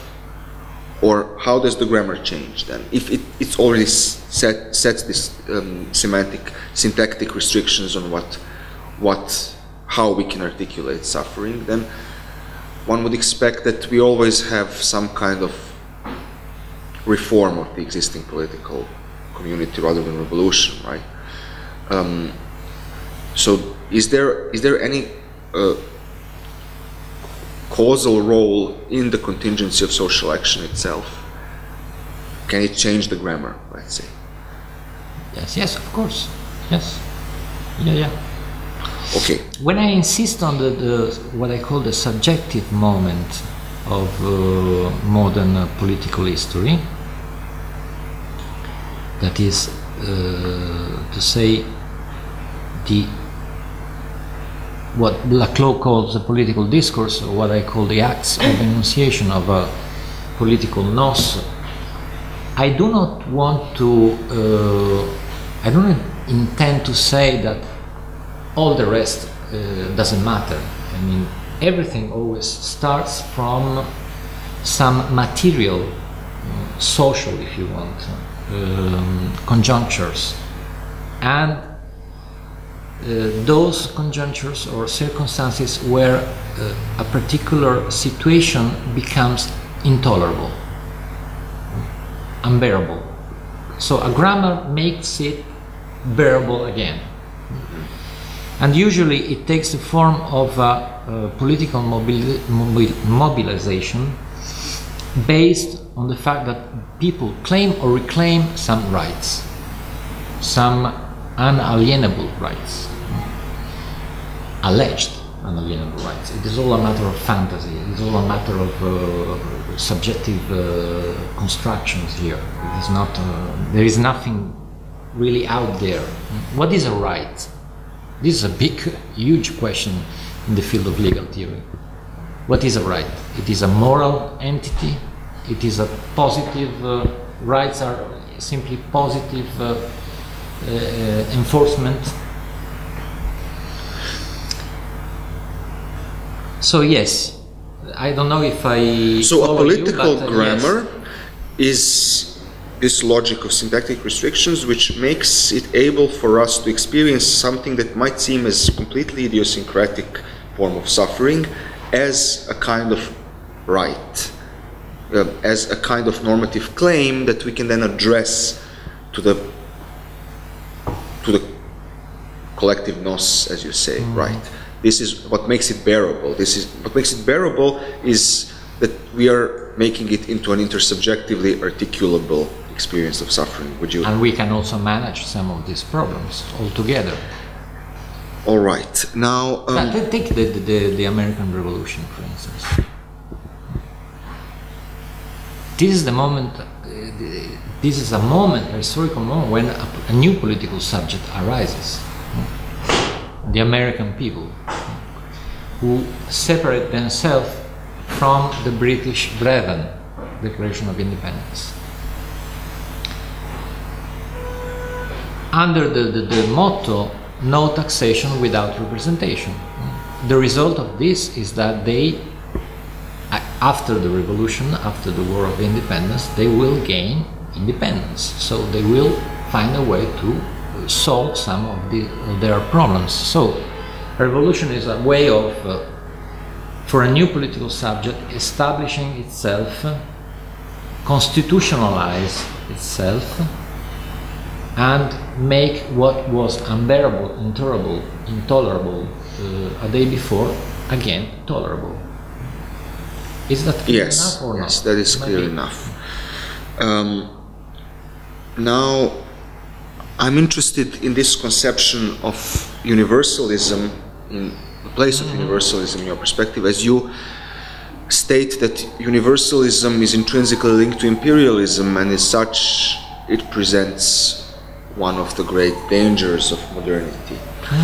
Now, as far as I understand, in your perspective, the political grammar of modernity, the political grammar of the democratic nous, operates by means of this double subjectification: individual, private autonomy on the one hand, and public autonomy on the other hand, and this is simultaneous, and this is the source of the gap, the insurmountable gap that prevents what you call the ontological totalization of the community, that the community once and for all identifies with itself, right?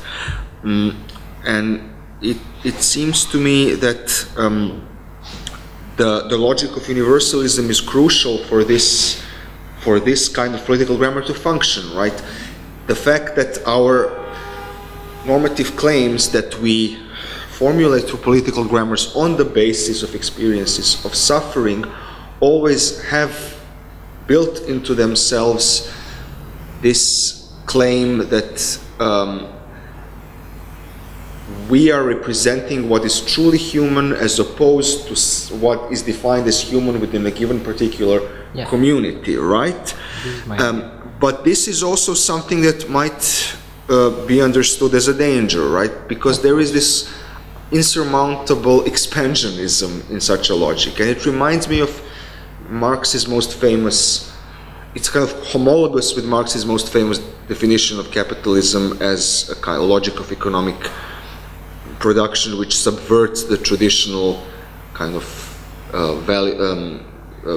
utilitarian conception where we produce goods, we exchange them for money in order to buy more goods. Yes. And then capitalism subverts this. It postulates that the goal of this process is to produce actually more capital, to produce greater means of production, and this is then a vicious circle, right?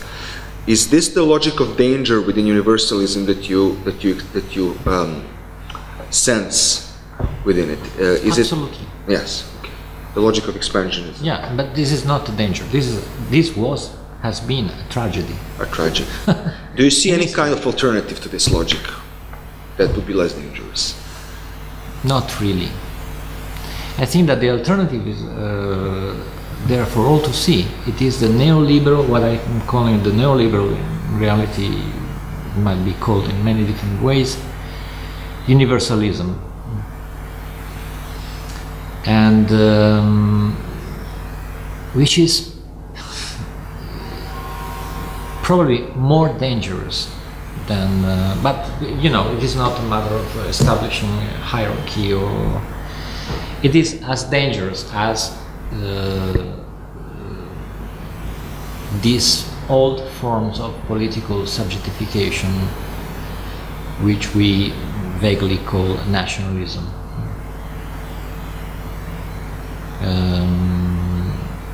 But you got the point, absolutely. What I call the clinical point of view is exactly this.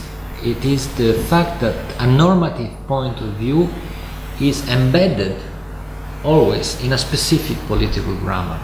So it is the point where we, as citizens or members of a certain group, represent more than that. We represent or hint at something which is truly human. And this truly human can be interpreted and framed grammatically in many different ways. It can be a truly human meant as a religious plus, or a ethnic plus. There are many kinds of nationalism. German nationalism in the 19th century is completely different from British nationalism in the 17th century, which was Anglican nationalism, religious nationalism. And it's both of them are different from French civic nationalism, the Republican nationalism of which French still today are so proud, which is as dangerous as the other forms of nationalism. But this is our history. I mean, this is, so the concept of democracy is neither good nor bad. This is one of my points. Democracy is democracy. There is no possibility to produce a normative theory of democracy which makes it good always and everywhere. There is always a pathological twist. I see, of course. Yes, that's the problem. And then just one small final question. It relates to one of the passages where you say that democratic societies are indeed societies in which ever new rights can be claimed by people, and where the distance between the natural rights of man and the rights of the citizen can never be bridged.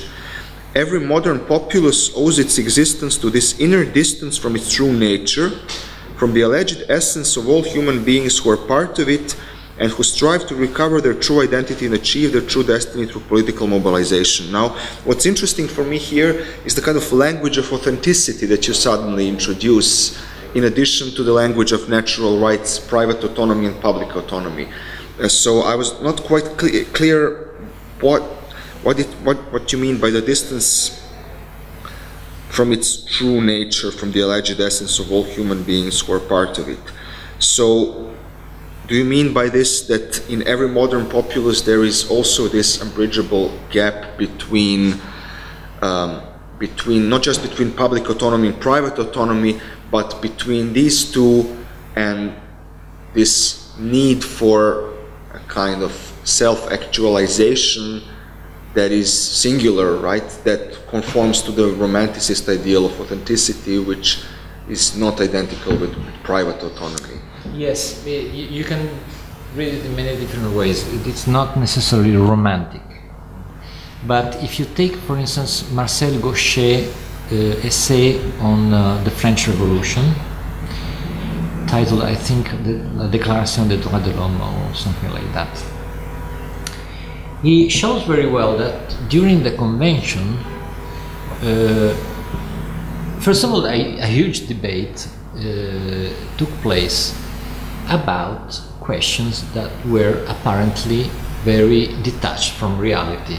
What is man? During the convention. To the point that some people also rose against this kind of other people who were asking this question during the convention. Why such metaphysical complications? We are in the middle of a revolution and we start speaking about what is man in general. There is a necessity, a grammatical necessity in this, I think.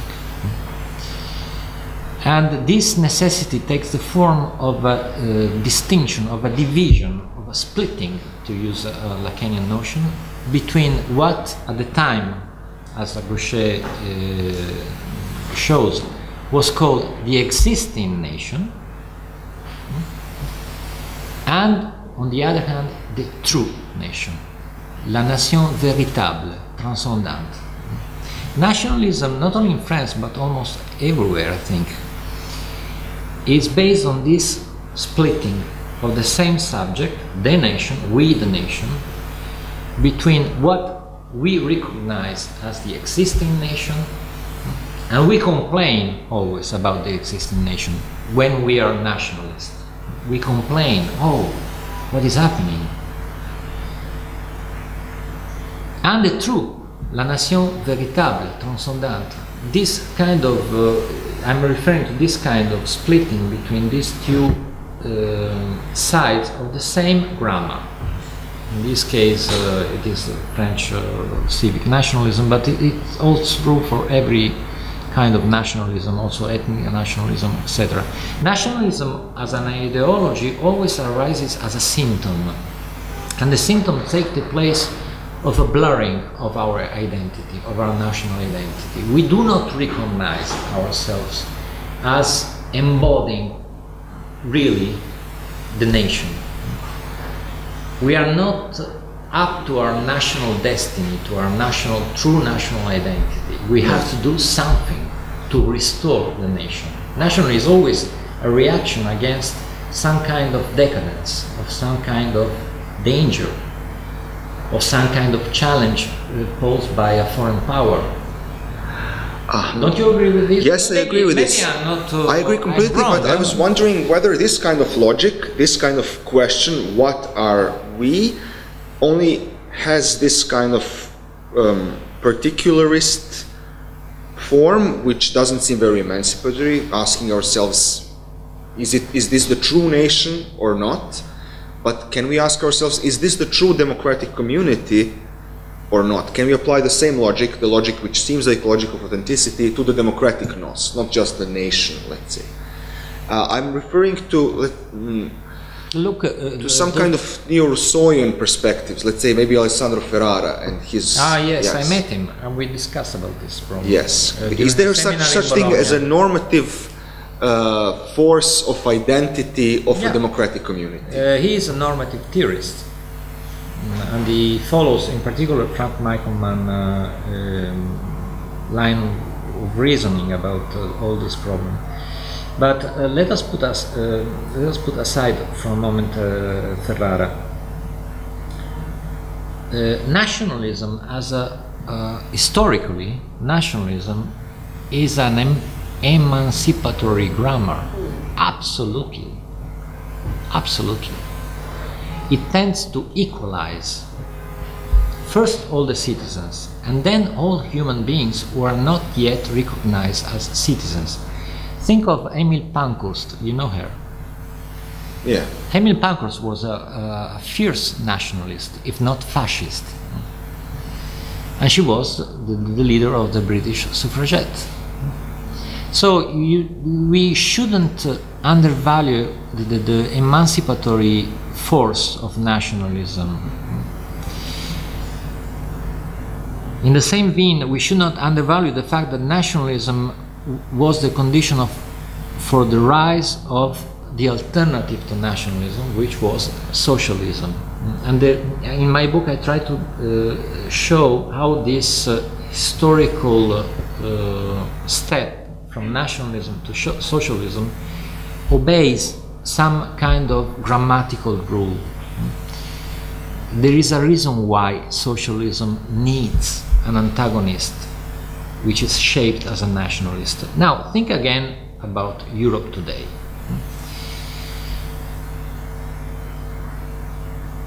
Why cannot we conceive of a socialist objection to the neoliberal reframing of Europe? Because in order for socialism to be possible, nations and nationalism must be already there. And in fact, nationalism is the first answer to the neoliberal turn of Europe, not socialism.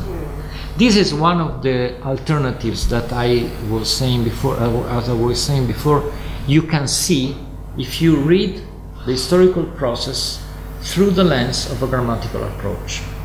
You see that the alternative, socialism, is not at one's disposal today. We must think of something else. Syriza is not an answer, is not a solution. And actually it was no solution. Socialism in the traditional sense or conventional sense of the word is no answer to this new situation. And the immediate reaction will be nationalism. So, I know that I didn't answer to your question. No, you did. I wanted to add this particular observation. Thank you. Another point, no, I don't endorse any normative point of view. The view from nowhere, I think this is really an illusion. And if we keep on talking about these normative approaches to political theory, we are wasting our time in political concrete terms. Take Rawls, the theory of justice of Rawls. This was no reply effectively to the neoliberal regime.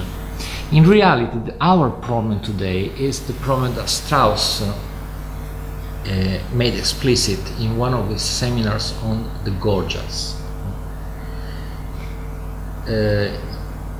At the opening of that seminar, Strauss addresses the audience by saying, okay, why I'm going to talk about the gorgias? Because the gorgias is a dialogue where the sophist, Callicles in particular, call into question the very possibility of the idea of justice and the very possibility, consequently, of political philosophy. And he says, today we are in the same situation. Political theory, political philosophy is regarded as impossible. This is the word he uses. And we have to ask ourselves why it is so. This was during the 60s, in 1963, I think. Today we are in the same situation, I think. The normative mainstream political theory, but also the critical version of normative theory, because I suggested that this normative view from nowhere is taken also by the critical theorists.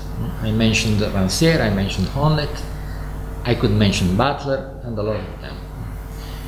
Is absolutely useless today in political concrete terms. This is my point. So, why should we not try to abandon this point of view?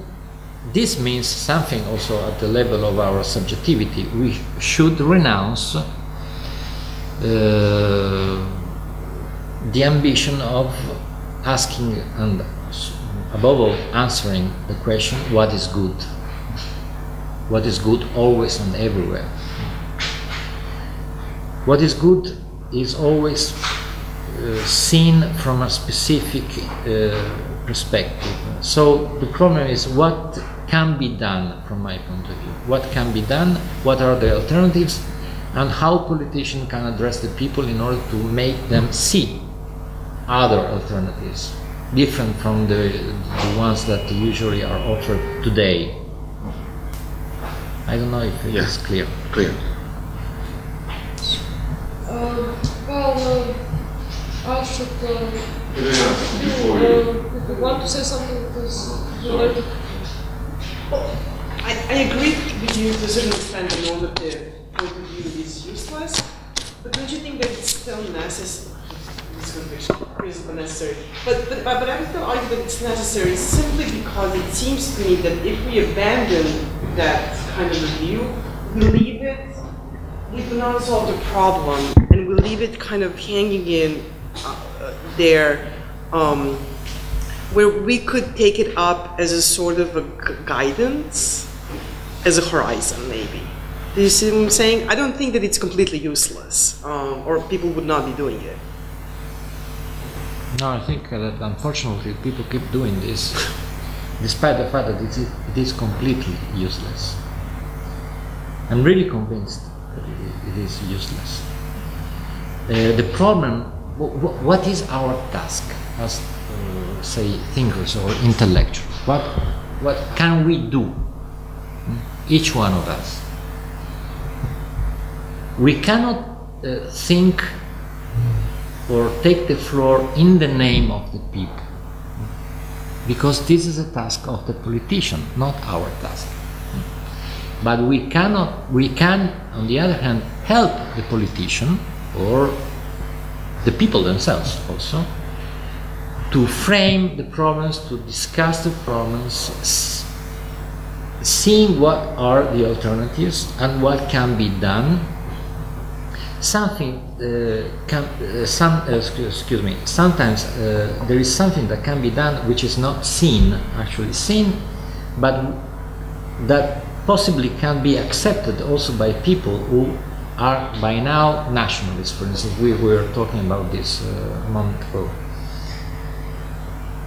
This is our task as thinkers. This entails a lot of things. First of all, putting aside all, excuse me for the phrase, bullshit. Most of us waste time going after bullshit, because this is the way we work in the academia. So this is a call for responsibility.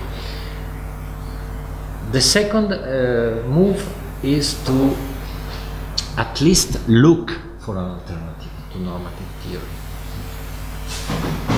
I do not ask you to accept my theory, I'm not so naive.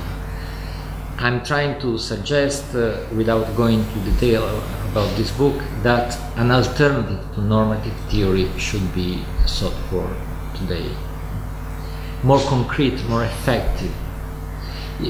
I always try to put myself in this situation, in this position, where I found actually myself in the past. I'm talking to a politician, and he or she is asking me, okay, how do you see things? How do you interpret the situation? What can we do? Do we need to adopt a normative point of view on the whole matter in order to give a suggestion or to explain what we can actually do? I don't think so. What we need is, I would say, a scientific, a less philosophical and a more scientific approach to social reality. This means that we should manage to think about theoretical models that, for instance, allow for predictions, which is the characteristic of a scientific theory. A scientific theory allows us to make prediction about the future.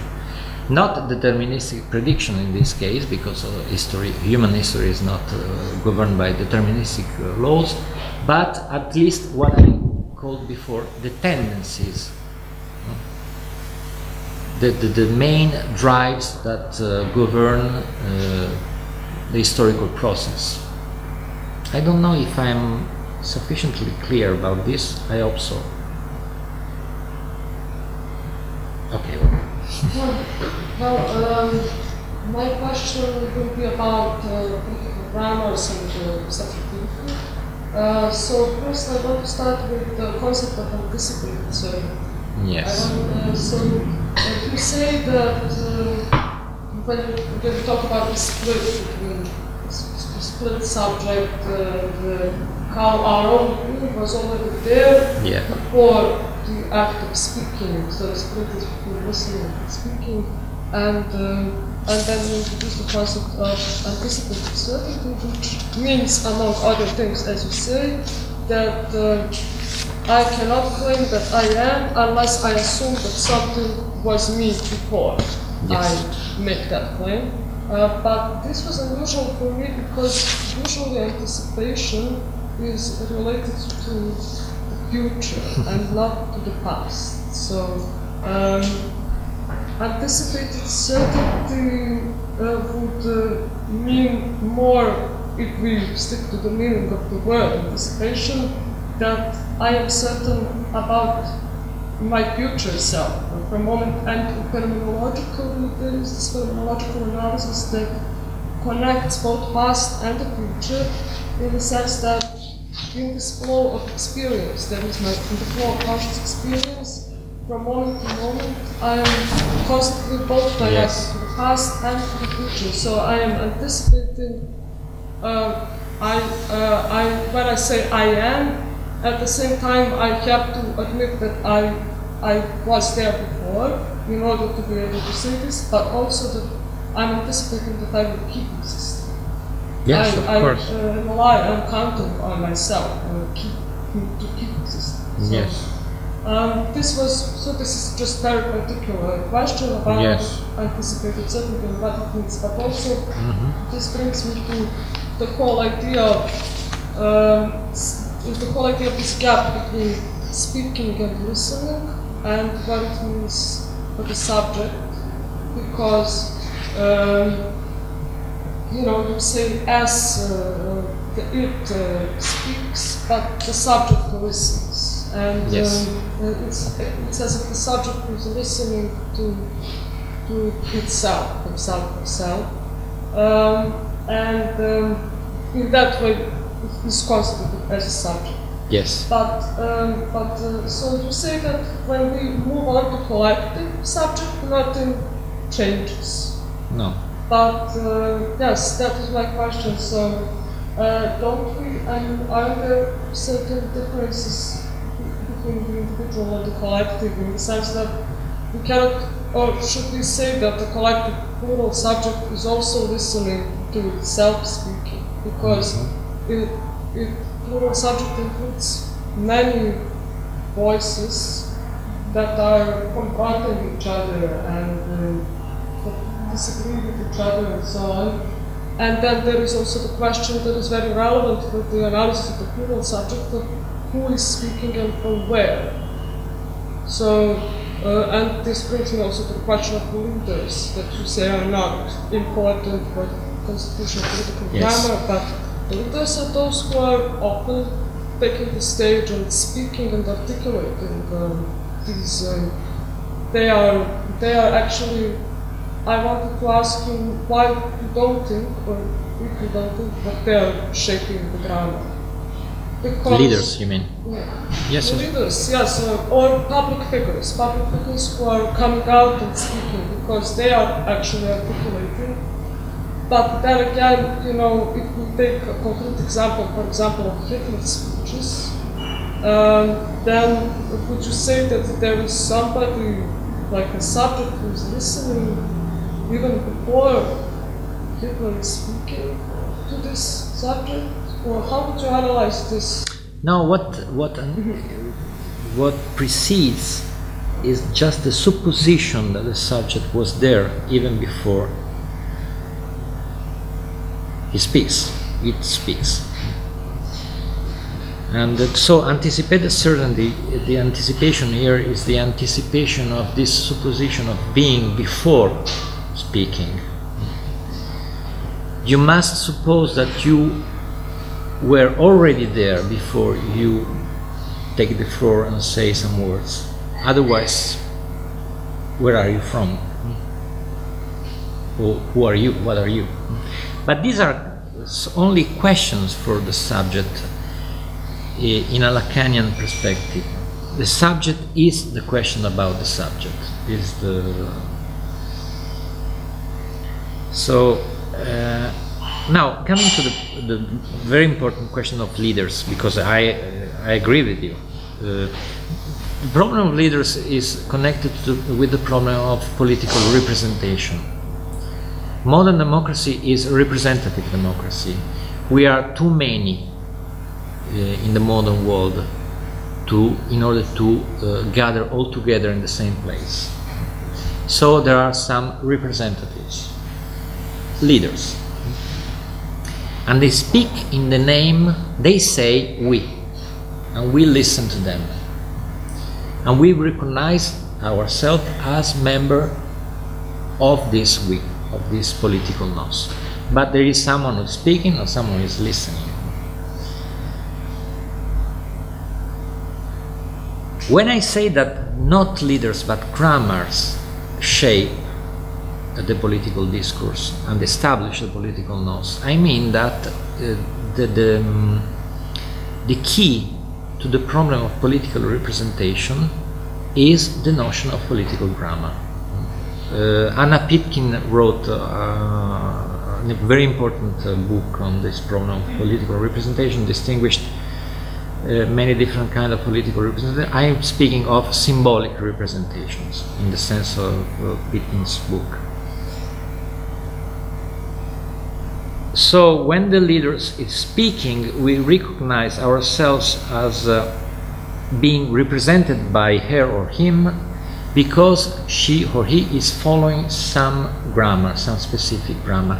And we recognize that the statements of this discourse are part of our political discourse.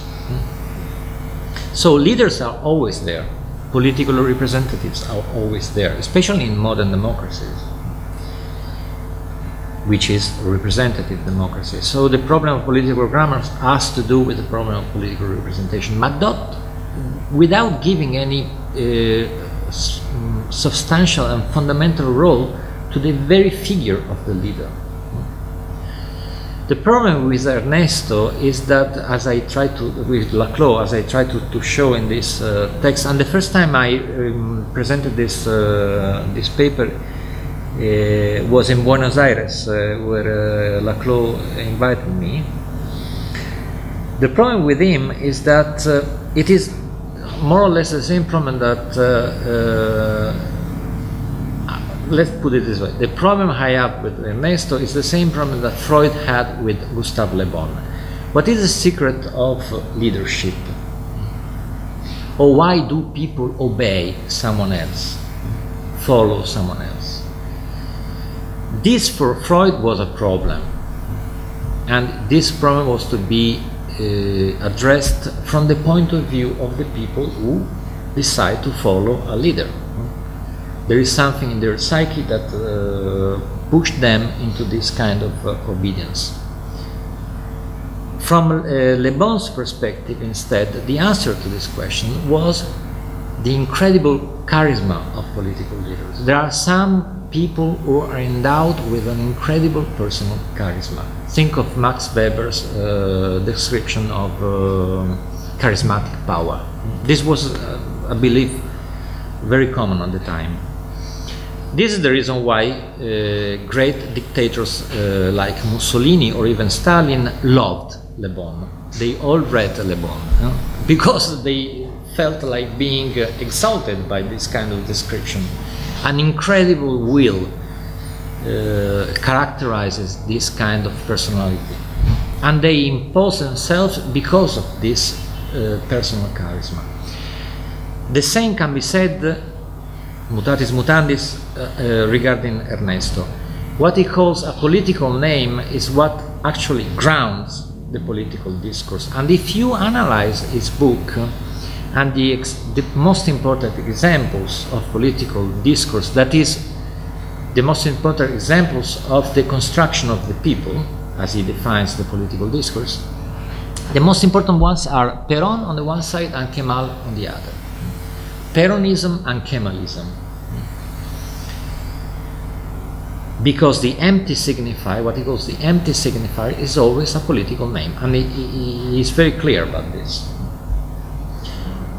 This is the reason why I think Chavez, for instance, and Laclau himself told me this, was willing to meet Ernesto and congratulate him because this emphasis on the role of political leader, of the political leader, is very clear in his approach to politics. So the problem is that we should ask ourselves what push the people to follow, to obey a leader without trusting the leader themselves of an incredible power and, in the end, a mystical and mesmeric capacity of hypnosis. There is something that goes unexplained in this book written by Ernesto. Okay, I hope I have answered some of your questions, maybe not. Yes, but what about if you take this concrete example of, for example, Hitler's speeches? So, do you think that we could work for somebody speaking that way, there would still be a, because if you say political subject is the German nation at some point, do you think that this political subject had to be there to listen and understand even before somebody spoke up, started speaking in this discourse? Or do you think that they are somehow co-constituted, that somebody speaks up and then this public No, look, receptive to, yeah. you know, do they have to be already somehow receptive to it even before? Yes, yes, yes. They have to be receptive in some way. And in the case of Hitler, of Nazism, the fact is that Hitlerism was no real radical novelty. It was a kind of extreme nationalism. And this kind of extreme nationalism can be analyzed adopting a psychoanalytic point of view by looking at the way some figures of speech are used in the political propaganda, and people get used to them and become receptive to them. In particular, think of the notion of the very word blood. Maybe you heard of this motto, Germans think with your blood. But this is not Hitler's motto, this is Bismarck's motto. And here blood, this has to do with the details of my theory. Blood here is a metaphor. When Bismarck said Germans think with your blood, blood functions as a metaphor within this kind of political discourse. This means that when people, Germans, listen to this word blood, they listened through a political grammar that identified, in a sense, this word as a metaphor. When, on the other hand, Hitler talked about blood, he meant it literally, not as a metaphor. And this is one of the roots of biological racism in Nazi Germany. There is a difference in the functioning of this grammar. One takes the word blood as a metaphor, the other takes in the literal meaning, takes it in its literal meaning. Blood, blood, it's actually blood, the blood of the race. But discourse, Hitler's propaganda was possible only against the background of an already established metaphor which valorized the word blood. You see? But you can also see through the lens of this grammatical approach that the word changed its role in the political discourse. It became something different. It was already there and it was changed. It became, to adopt a Lacanian definition that I use in the book, a delusional metaphor. So it was a conventional metaphor in Bismarck's phrase, and it became a delusional metaphor. And the delusional metaphor, according to Lacan, functions in a very specific way. And I think it explains, it helps us to understand how the Nazi discourse functioned. So there is a historical background, and there are different ways in which words start functioning in different historical contexts. Is it okay? Really? Mm-hmm. Okay.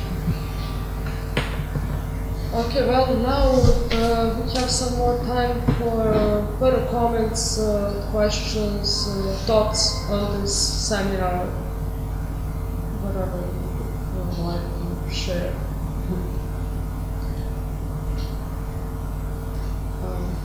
First of all, I would like to thank you all for your questions, and also the